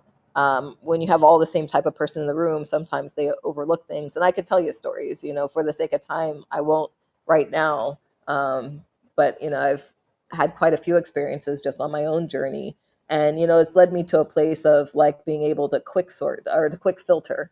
Some people are genuinely interested in moving in a certain way and maybe being a certain way, and gravitate to environments, build your own environment, where you can make sure that you're moving in a way that is truly going to work for everybody. That's truly going to result in products that work for everybody, an environment that is good for everybody, because those are the environments that like truly are most successful, or I'll say that get to optimal solutions fastest.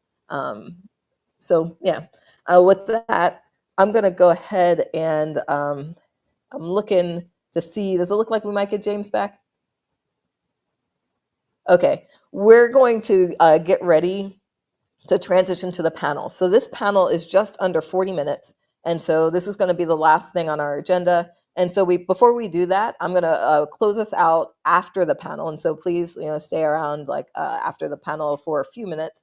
But I do want to make sure that I drop the survey link. And so I'm going to take a second to do that, just in case folks need to start to drop off. I do appreciate you all being here on this holiday weekend. A large part of the decision to do this today was the Saturday before Giving Tuesday. And so in the survey, please, let me know how the date worked for you, how the flow worked for you. This was definitely, like, this is a first time we will be doing this again. This is definitely a learning experience. And we will take what we've learned this time and just do even better next time. So thank you all so much. I'm just grabbing the survey link real quick. This is another, bear with me, Paul. Okay, there we go. Got it. Okay, so I'm going to drop this in the chat. And so please do make sure that you complete the survey. And there's, like I said, it's a 5-question survey to make it easy for you. A couple of, or 2 required questions, I think 3 optional questions. And then at the end, 3 optional demographic questions, just to help us understand, like what segment of the population showed up, and to possibly try to correlate answers. So yes. So with that, I think that we are going to like put the background screen up. Oh, no, before we do that, okay, so I'm just going to talk donations, one last time. I might say a few minutes at the end, but like we have a special moment in time, if you donate, you get free cool swag, some of which I was wearing. I don't have all of the swag with me here today, but we've got the hats, we've got the bag. I think we've got a t-shirt back there too. But like you could get your special, thinqueBytes Showcase 2025 t-shirt. And, I'll drop those links once again as well. It's like anything helps. Like I said, it's like we try to target like $50 for like to get the price point to $50 like for a robotics kit. And so like technically if you donate $50, like that could be a robotics kit for one kid. And like even if you donate $5, it's like $5 adds up to $150. And so we're just grateful for whatever anyone feels like doing. Oh, I'm sorry. Oh, I'm sorry. We have James back. Okay, so let me just finish that thought real quick. And so I will drop the donations link in before we show the panel, but I do just want to just reinforce like anything that you give is greatly appreciated and does make a difference. And we do have like swag offers, that we're able to offer at certain level of donation, just kind of like based off of cost to ship and things like that. And yeah, and so I'll leave it at that for now. I do also want to reinforce that we are here, to give this content to everybody. So, do what you can. But if you are just here to listen and absorb, you do that. And like the swag offers will go through Tuesday. Okay, there. And so now we've got James back. So James, please finish your thoughts. I was like eager to hear where you were going. And then all of a sudden, Yeah, middle of I a sentence. apologize about Go ahead. I apologize about that. Airport internet is kind of spotty. We're just grateful that Um, you're here, waiting for your flight. Yeah. uh, I think what I was saying was to comment on the risk in AI. It's in autonomous vehicles.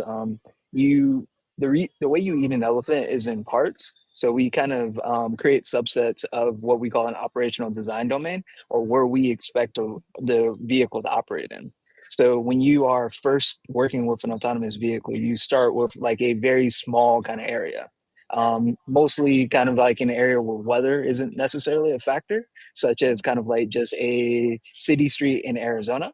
And you want to just kind of like say something is such as like, okay, very small area in Arizona where I know that I won't have too many kind of interesting things happen. And once I understand that that works very well, I can move on to different types of areas and things like that. And I think within autonomous vehicles, that's kind of how you kind of mitigate risk. You kind of build up slowly and kind of gain confidence in the system, both from a performance standpoint and a safety standpoint. Additionally, the second portion, just kind of generally how people get into STEM, I would like to say, I think that people should just start looking at kind of local clubs within their communities or in their schools.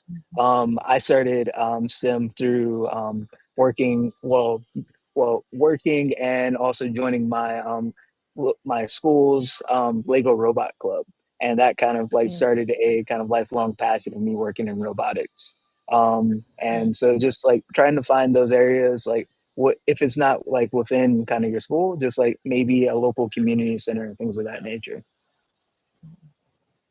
Yeah.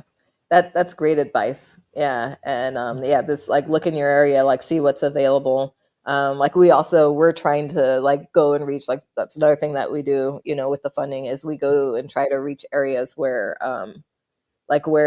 this accessibility like to this knowledge is needed, and we try to keep everything free. And so if you see a think by STEM day in your area, we target kids K through 12, but then we also target adults as well. Please definitely seek us out.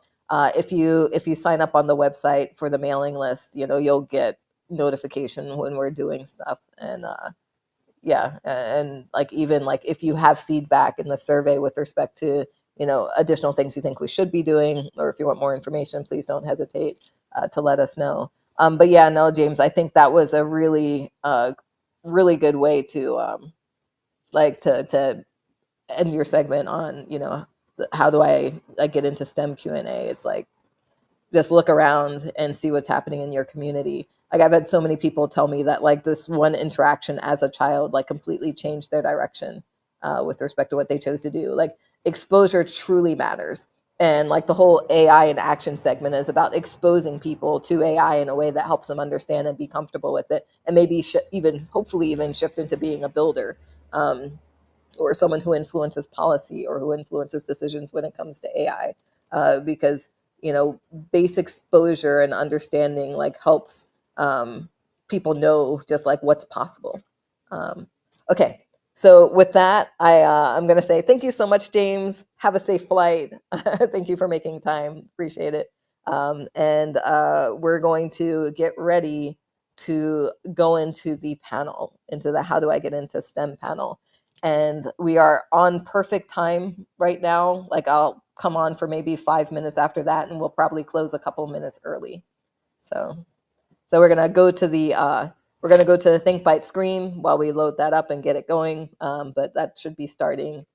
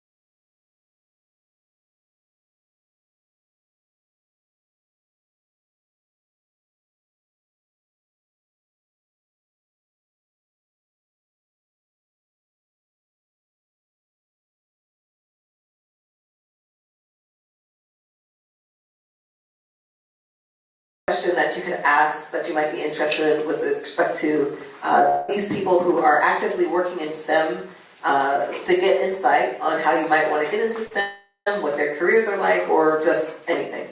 So with that, I'm going to go ahead and introduce the panel.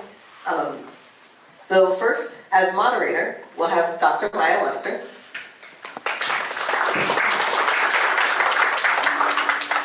So Dr. Maya Lester currently works for GM Autonomous Robotics Center as a senior robotics user experience researcher, reporting to the director of robotics.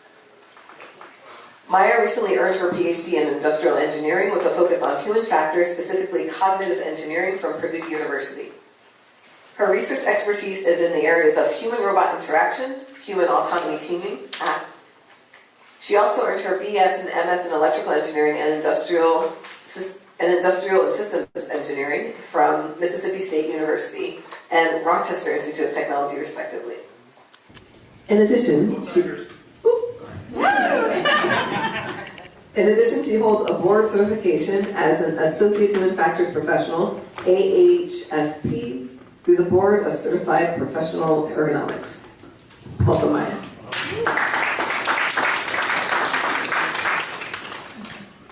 Okay, next we have Ashley Rhodes. Ms. Rhodes leverages over 13 years of professional experience successfully guiding business strategy with established and emerging technologies to achieve maximum operational impacts. Ashley's professional history includes experience in supply chain optimization, distribution center layout design, along with leveraging supply chain execution systems, including warehouse management systems and warehouse execution systems across a broad range of verticals, including 3PLs, food and beverage, automotive, and manufacturing. Welcome, Ashley. Thank you. Next, we have Michelle Warren.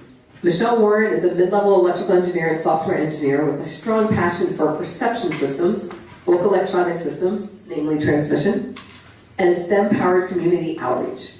Michelle has over 8 years of multifaceted experience, including pivotal roles at Georgia Power, specializing in protection and controls field services, at the United States Patent Office as a patent examiner, examining patents in the guidance navigation controls field, and at the Boeing Company, specializing in radar integration and autonomous systems.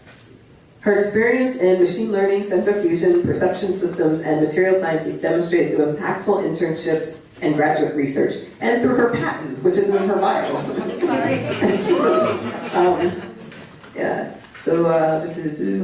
She holds a bachelor degree in electrical engineering from Howard University and a master's degree from Georgia Tech. Welcome, Michelle. Next, we have Marilyn Jackson. Marilyn Jackson is a technology trailblazer with over 25 years of experience leading innovators in artificial intelligence, digital infrastructure, and smart systems. She began her journey as an electrical engineering and computer science student and went on to lead teams at global companies like Verizon, Cisco, and the Department of Defense, managing billion-dollar technology projects and designing systems that connect people across the world. Today, Marilyn is founder and CEO of Undergrid Networks and managing partner at Machi, where she builds intelligent infrastructure and climate technology that helps communities build safer, smarter, and more sustainable. She is the author of Confluence 2050 and host of Atlanta Climate Week 2026, which brings the world together for planetary discussions on collaborative intelligence for one conscious planet. Beyond titles, Marilyn is passionate about inspiring the next generation, including young girls and veterans, to believe that their ideas can change the world. She believes you don't have to fit a mold to lead in STEM. You just have to be curious, courageous, and willing to keep going. Thank you. And last but certainly not least, we have Akane Fujimoto, Dr. Akane Fujimoto. She is a research engineer at Georgia Tech School of Industrial and Systems Engineering. She works with the Center for Health and Humanitarian Systems, where she uses data and modeling to help improve decision-making in public health and healthcare. Her work focuses on finding ways to make health systems more effective, efficient, and equitable, with interests spanning infectious and non-infectious disease modeling, resource allocation, and health equity. Akane earned her PhD and MS in Industrial Engineering from Georgia Tech and her BS in Industrial Engineering from Rochester Institute of Technology. Outside of work, she enjoys swimming, spending time outdoors, and trying new foods. Yes. And so with that, I'll turn it over to Maya, who will moderate the panel. Absolutely. Thank you so much, Nia, for all of the lovely bios and introductions. As you can see, we have a wealth of knowledge and experience in our panel today. So I'm really excited to deep dive into their experiences and also to open it up to you all to ask the questions that are burning in the back of your mind. So I'll start us off by asking probably the most fundamental question of what is your name? I think we all heard that, but you can restate it. And what do you do? In your own words. Hello everyone, I am Ashley Rhodes and I work as a consultant / project manager within the supply chain industry. So my primary role is to recommend any type of warehouse automation software. So that's your warehouse management systems, your warehouse execution systems, labor management, transportation, yard management. So anything that has anything to do with software and automation, then I'm the person that you contact. Hi everyone, my name is Michelle Warren. I am currently a protection and controls field services engineer at Georgia Power. I am an autonomy product development enthusiast and I've worked at Boeing as a radar subject matter expert and in ADSB, that's automated dependent surveillance broadcast expert, and I've used those to do different things like automated weather reroutes, detect and avoid, ground operations, surface collision avoidance, and so I've done also other collision avoidance perception systems with EcoCar at Georgia Tech. So I just overall love perception systems when it comes to robotics. My name is Marilyn Jackson, and I'm your version of retired. I have been in this industry for almost 40 years, and I own 3 tech businesses, so that's what you look like when you retire in tech, because you never do. I build data centers. I design 5G infrastructures. I work with Spectrum. I do all the things that make the world connect.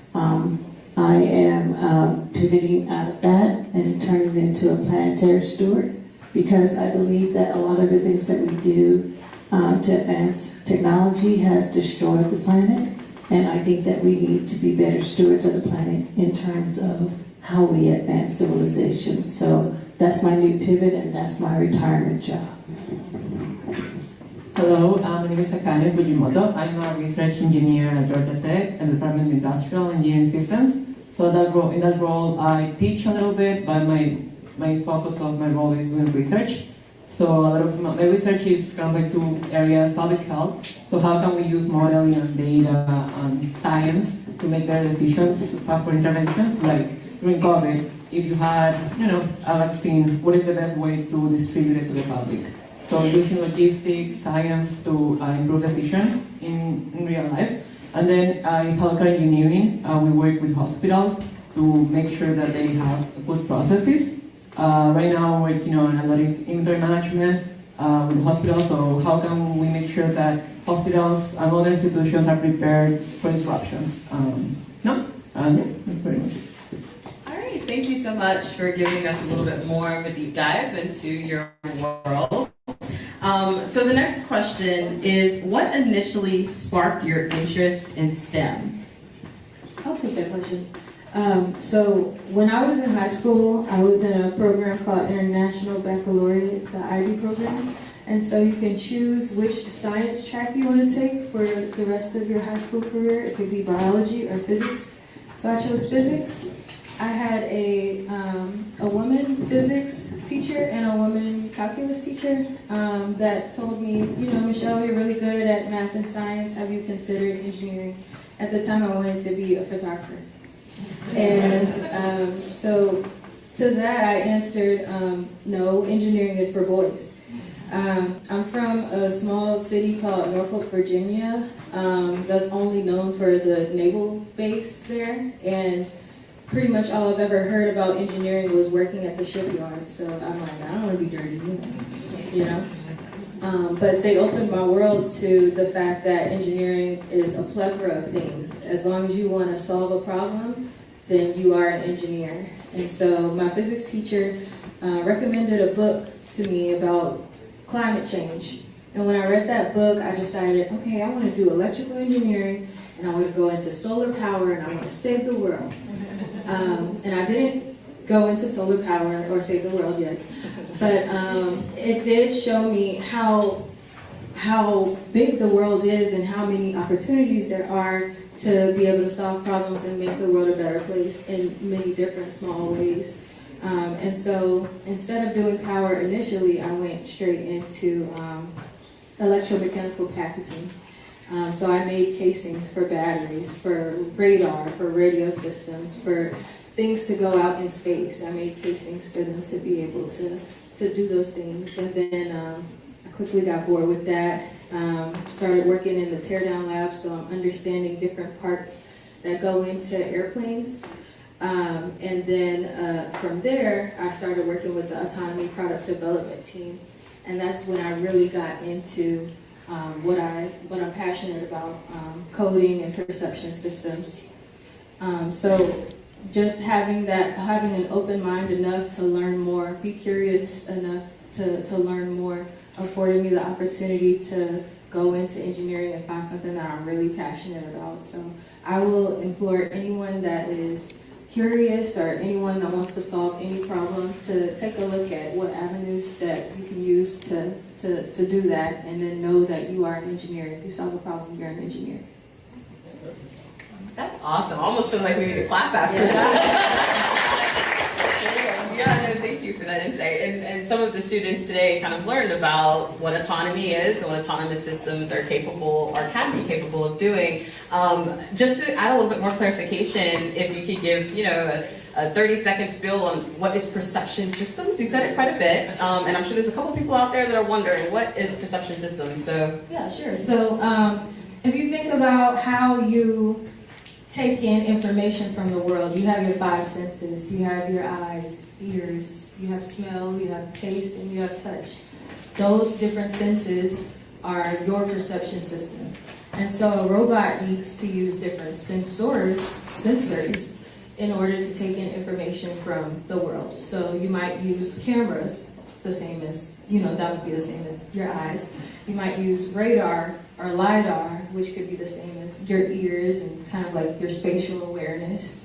And so taking in that sensor data and then transforming it into usable data to map out where other objects are in space, that's pretty much a perception system. fantastic. Real world application, probably in your homes, Roombas. They use a lot of perception to be able to get around your stuff and actually clean your floors. So, did anybody want to follow up with that? Or okay. Alrighty. So the next question is, what was your path to get to where you are now? I can take that. Okay. Yeah, so I think you want like a full story or? Well, what do you want to give us? Maybe clip a little bit. Yeah, so I grew up in Peru, actually. I always had this dream to come to the US and study. So I moved here for college. I chose industrial engineering. I don't know if you're familiar with that, but this field is very broad. So it's basically using data and science to make systems better in general. So during undergrad, I work in a lot of like traditional areas of industrial engineering, like manufacturing, working in plants, working with assembly lines. And when I was doing that, I learned that I didn't really like that type of work for myself. And I had opportunities during school to do research. And I learned that industrial engineers can work in healthcare. And even if we're not doctors or anything like that, we can still use science to improve those systems. So I got very interested in that area, as well as doing research. So instead of working in industry, that was an opportunity for me. So I learned that here at Georgia Tech, they have a very big AI program, and a lot of professors work with industry. So even though we're in academia, we have a lot of connections with the CDC, Children's Healthcare of Atlanta, Grady, Emory. So it was a great opportunity. So, I applied and I came to Atlanta to do my master's and my PhD. I did a lot of work with research with partners here and faculty member at Georgia Tech. So it's kind of like how, in summary, how I tried different, a lot of different things during my high school, during undergrad, and that kind of helped me understand which area I really liked, and that's how I'm here. Yeah, fantastic. Just a little bit of a follow-up. Do you feel like, kind of having a global perspective, saying, you were born, raised in Peru, do you feel like that's influenced, how you perceive the world yourself, and how you've approached your research in healthcare? Yeah, absolutely. I think, the perspective of, being from places, being from different background really helps when working in systems, because I feel like as engineers, our decisions really affect a lot of people. So making sure that even if you are not, you don't, of course you cannot know everybody's perspective, but just like thinking in that way is very helpful. Yeah, absolutely. Mia mentioned this earlier, but sometimes you don't know what you're missing unless there's someone in the room that informs you that, hey, you didn't think about this thing. So we need all kinds of people in the room. So that's fantastic. Thank you for sharing. The next question is, what is the biggest obstacle you had to overcome? Well, I think that this is a really good question. And one way for me to really go about discussing this is to talk about trusting your gut instincts when it comes to making decisions and pursuing what you want in life. I would say one of the biggest obstacles I had to overcome within my career is just trusting myself that I could actually resolve any problem that came my way. So removing doubt, removing fear, as far as pursuing the things that you want within life. Let's keep in mind that fear actually means false evidence appearing to be real. So whenever you come across any obstacles within your career, just understand that, we're problem solvers. The way that I solve problems within my career or on the job is the same thing that I do whenever I have problems within my personal life.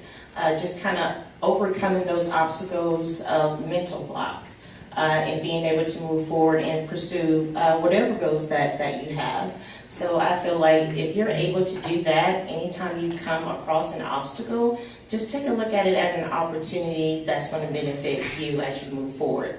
And so as long as you develop that mindset, it doesn't matter what obstacle comes, you will have the solution, and then you move forward and execute on that solution. Fantastic. Yeah, that deserves a hand clap for sure.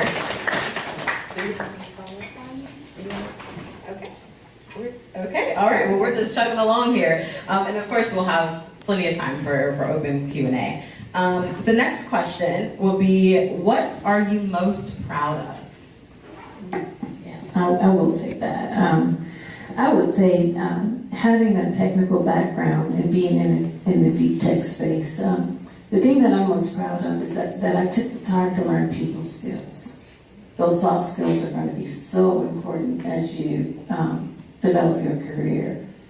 There's no place more, my happy place was certainly with my computer. Me and my computer, that was always a happy place, right?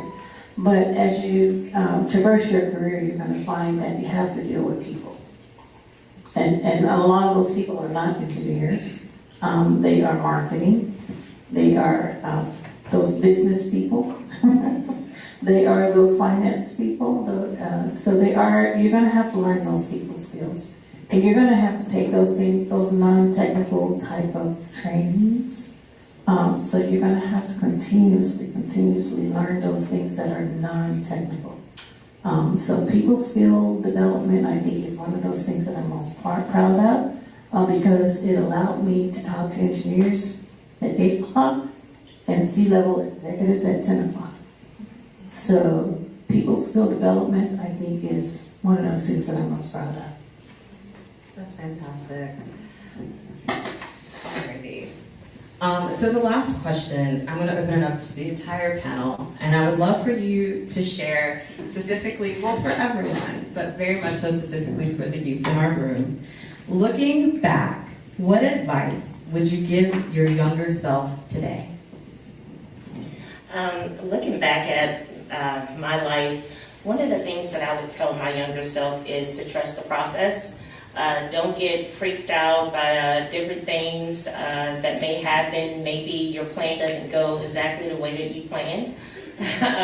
But I would definitely tell myself to simply trust the process and then understand that every opportunity is an opportunity to learn, whether it's a good experience or a bad experience. But I would definitely say cherish every moment of your journey, no matter what twists and turns you may go through or encounter.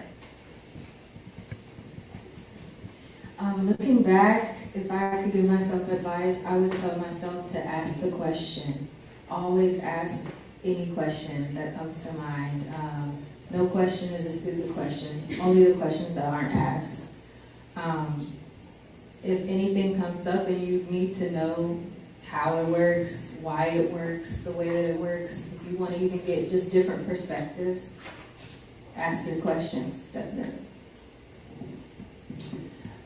I would tell my younger self to buy the 100 acres.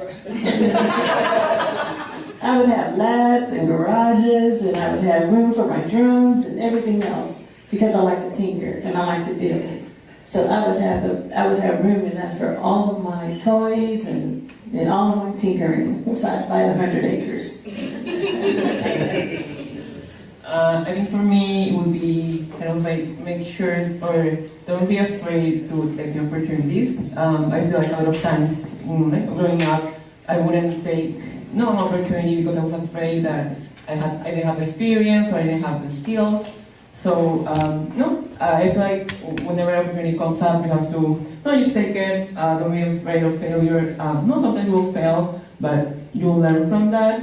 And I feel like from my experience, a lot of opportunities I have gotten was just by asking people if I could, I can help, or if I could do something. So I think being out there, making sure that you are, if you have a goal, make sure that you are proactive about it. Because for every one of us, I think, we have like a small goal in the beginning, and then it came to, into career. So don't be afraid to make that first step.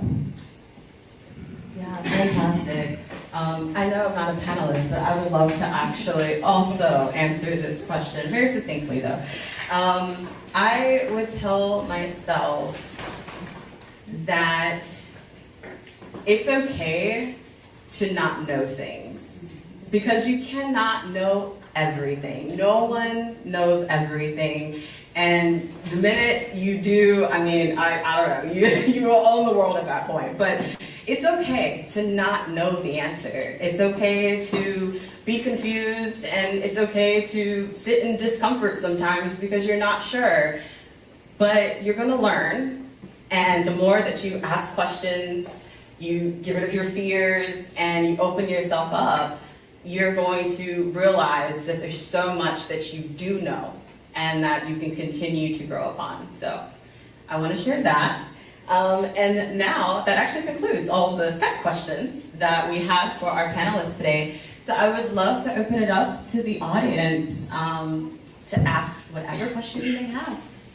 I'm curious what projects or things that you enjoyed the most in your career and why. It doesn't have to be technical, just what made you enjoy it the most and what was fulfilling in it for you. I would say within my career as a consultant, I actually work for a company called St. I don't think I mentioned that before.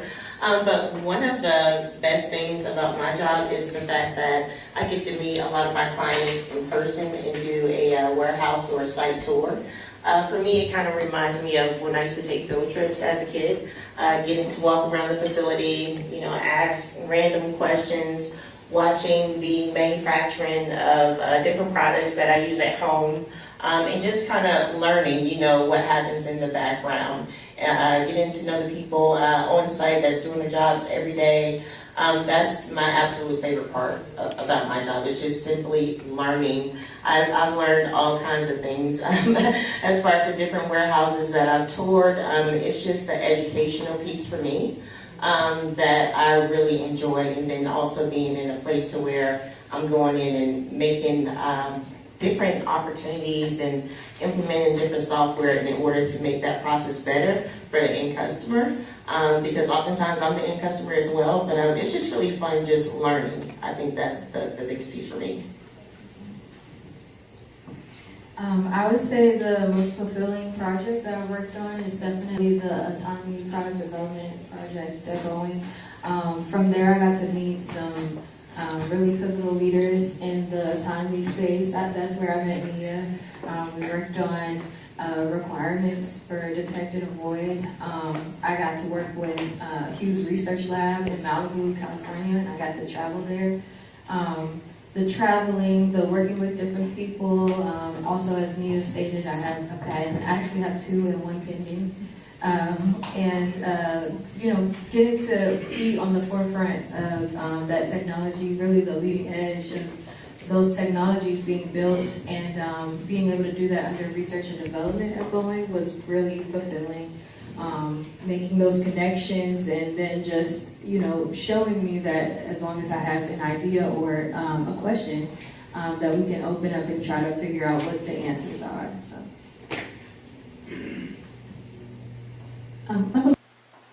I believe that mine is impact.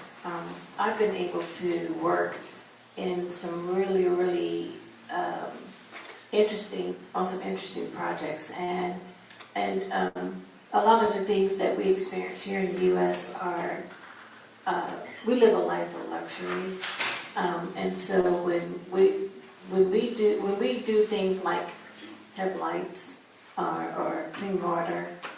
Those things that we take for granted. When you see the impact around the world, when you're impacting other countries, etc., those things are probably the things that have been more touching for me in terms of being able to work on projects where there's been an impact on those fundamental things. That's really been the most impactful for me. I work with students, I teach classes as well as work with researchers. One really thing that I like about my role is that I get to be an advisor for senior design. So Georgia Tech, the senior engineer students, they have to do a semester-long project with a client. So it's kind of like very real world experience of how would you work as an engineer or as an analyst with a client. So it's really impactful, like working with them from the beginning and see how they go from not knowing anything or not knowing a lot to figuring problems, figuring solutions, and the way that they gain confidence on how to talk to the professors, the clients, and so on, and how you can see how much you have learned in just one semester. That's awesome. Thank you for sharing. So I'm kind of like interested, what do y'all mostly like doing? Do y'all like working in groups or solo? And one last question, where are you guys from? Question. So to clarify, were they born, grew up, or where do they currently live? Just clarification. Because that could be different. Like, where y'all from? Like, as in, like born and like raised. parents. I see. Okay. So I was born and I grew up in Peru, in Lima, Peru, and then I moved to the US. I was 17 to go to college. So I've been here for a long time now. But yeah. And then the question was if I like working alone or in groups. So I think it depends. So depending on the project I'm working, sometimes I really like working alone, kind of like trying to figure out things and we have time to think and try different approaches. But I think it's very helpful for the work that I do to be collaborative and making sure that I'm able to work with people. So I was born in Panama, and we moved to the United States, to Birmingham, Alabama. I graduated and went to school in Texas, and married a military guy, and lived all over the world.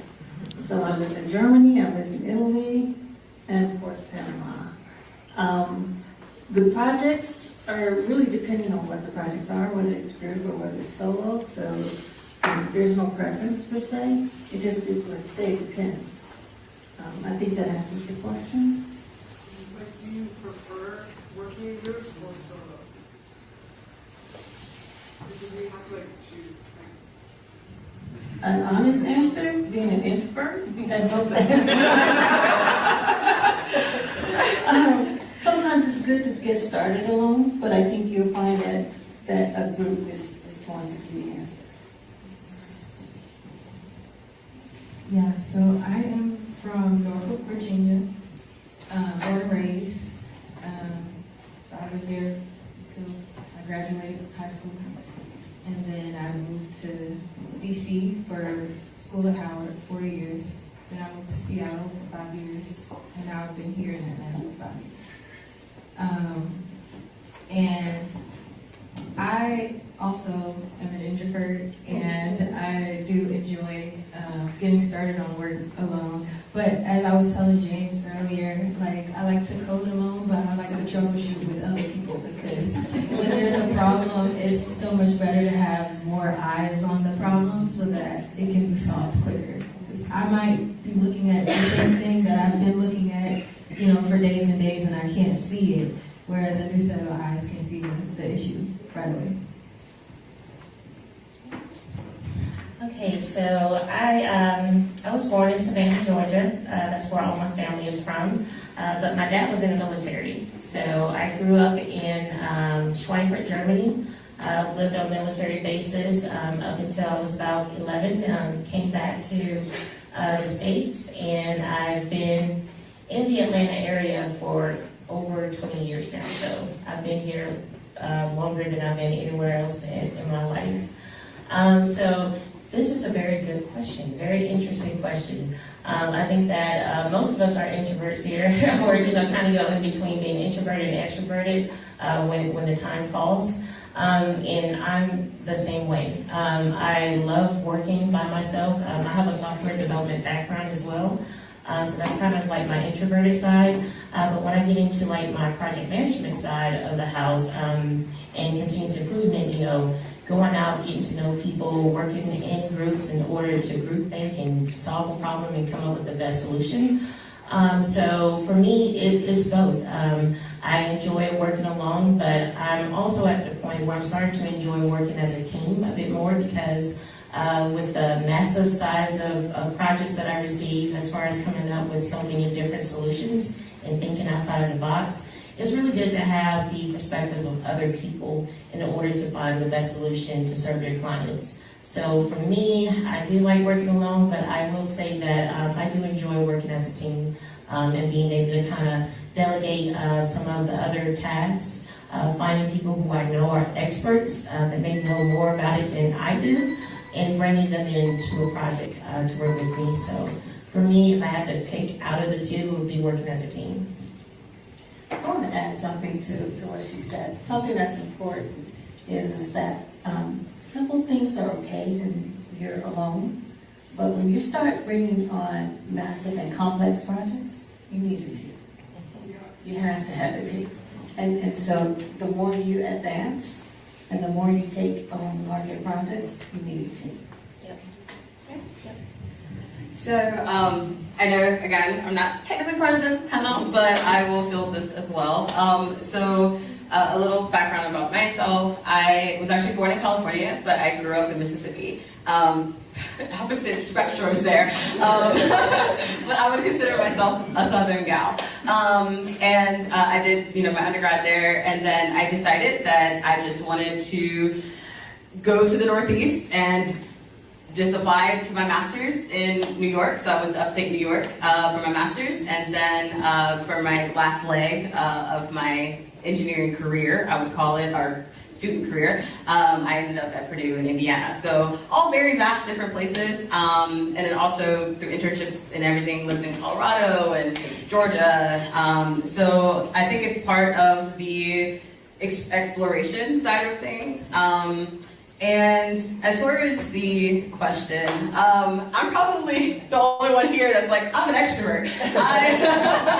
I really love people, even though we can do some crazy things and what have you, but I do. I love, and a lot of my trajectory, I mean, you heard my bio, but the reason I kind of transitioned to the human factor side of things, because I wanted to know more about how people think and how can we, shape these systems to be for us and work for us. And so I think that to do that, it's important to have the team.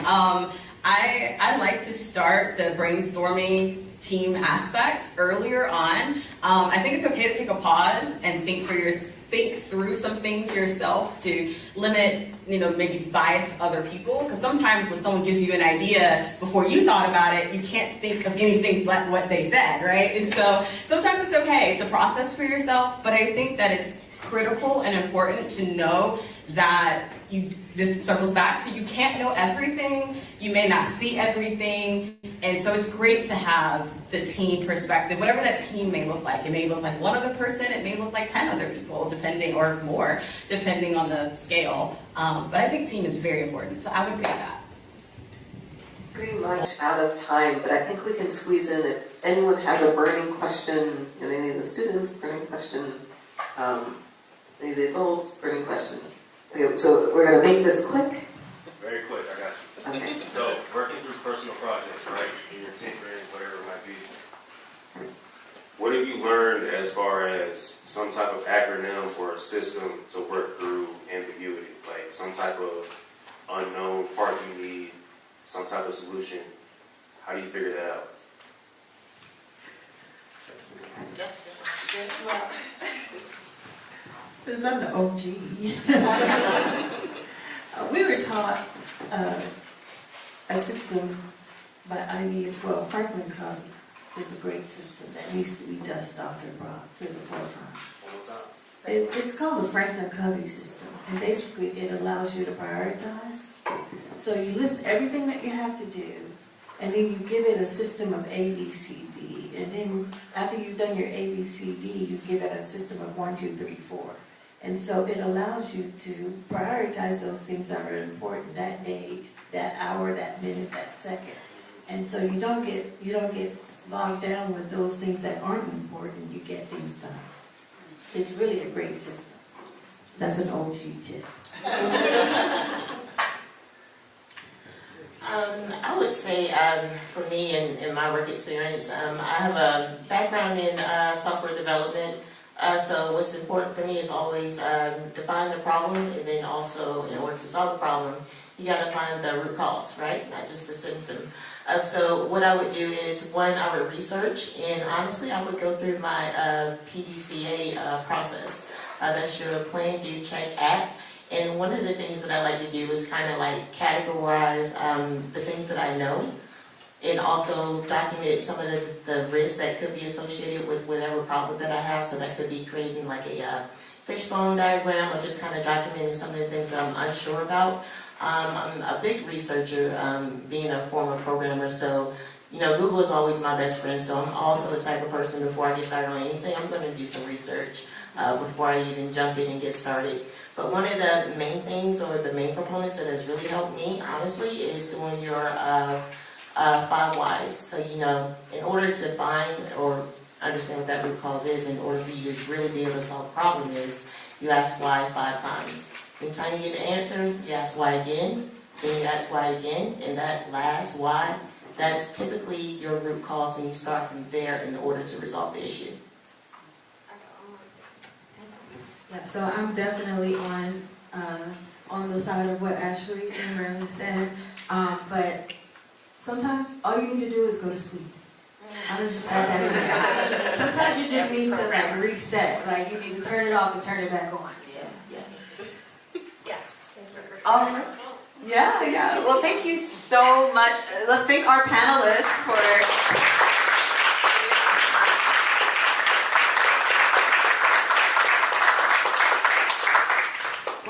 hope it was as fruitful for you all as it was engaging for us also to be up here. So thank you so much. And now I will hand it back over to Nia.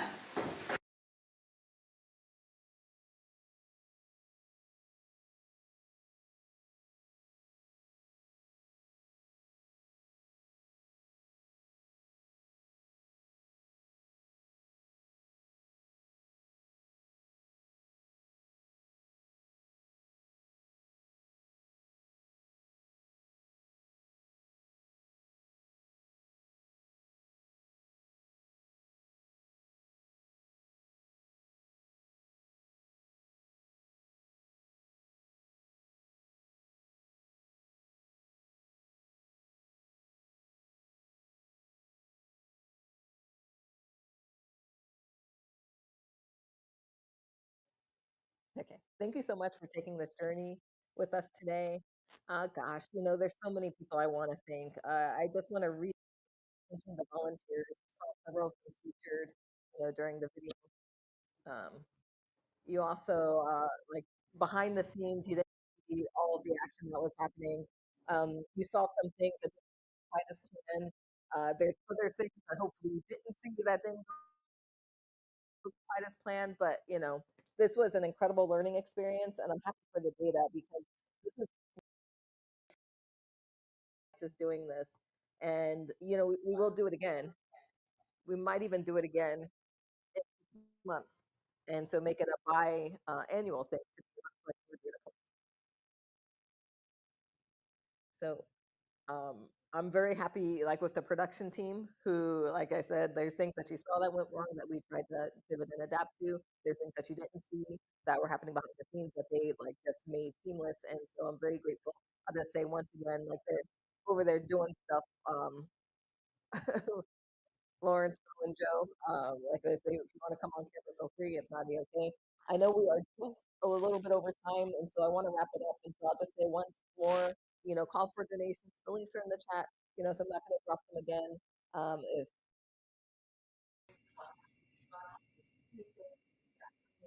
Thank you so much.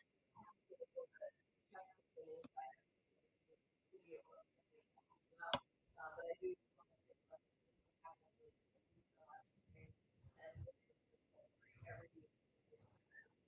and then please take your like I said, probably like definitely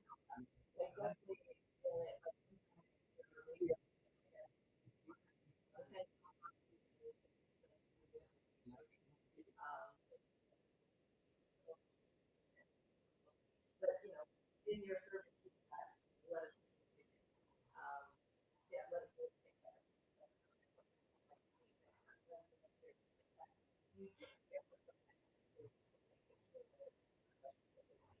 So with that,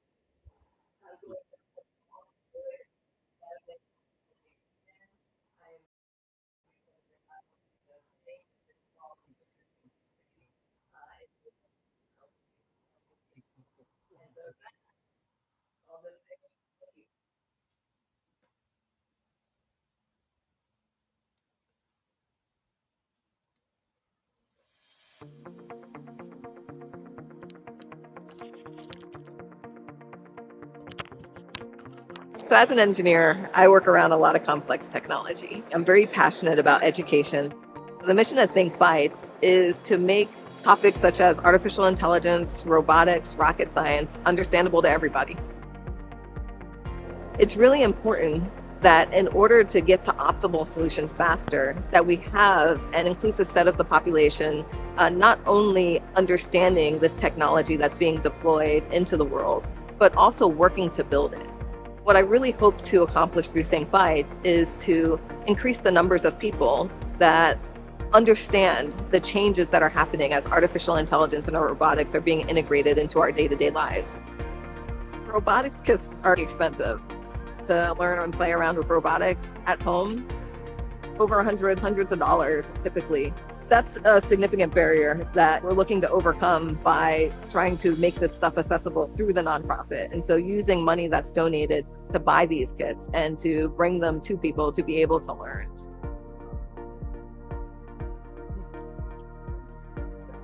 that success scales to every child, every adult, every teacher that we train. That success scales through all of them. It just brings me so much joy just to think about all of the people who have stood up and just because they believe in this, have given time or money to help make sure that this would be successful.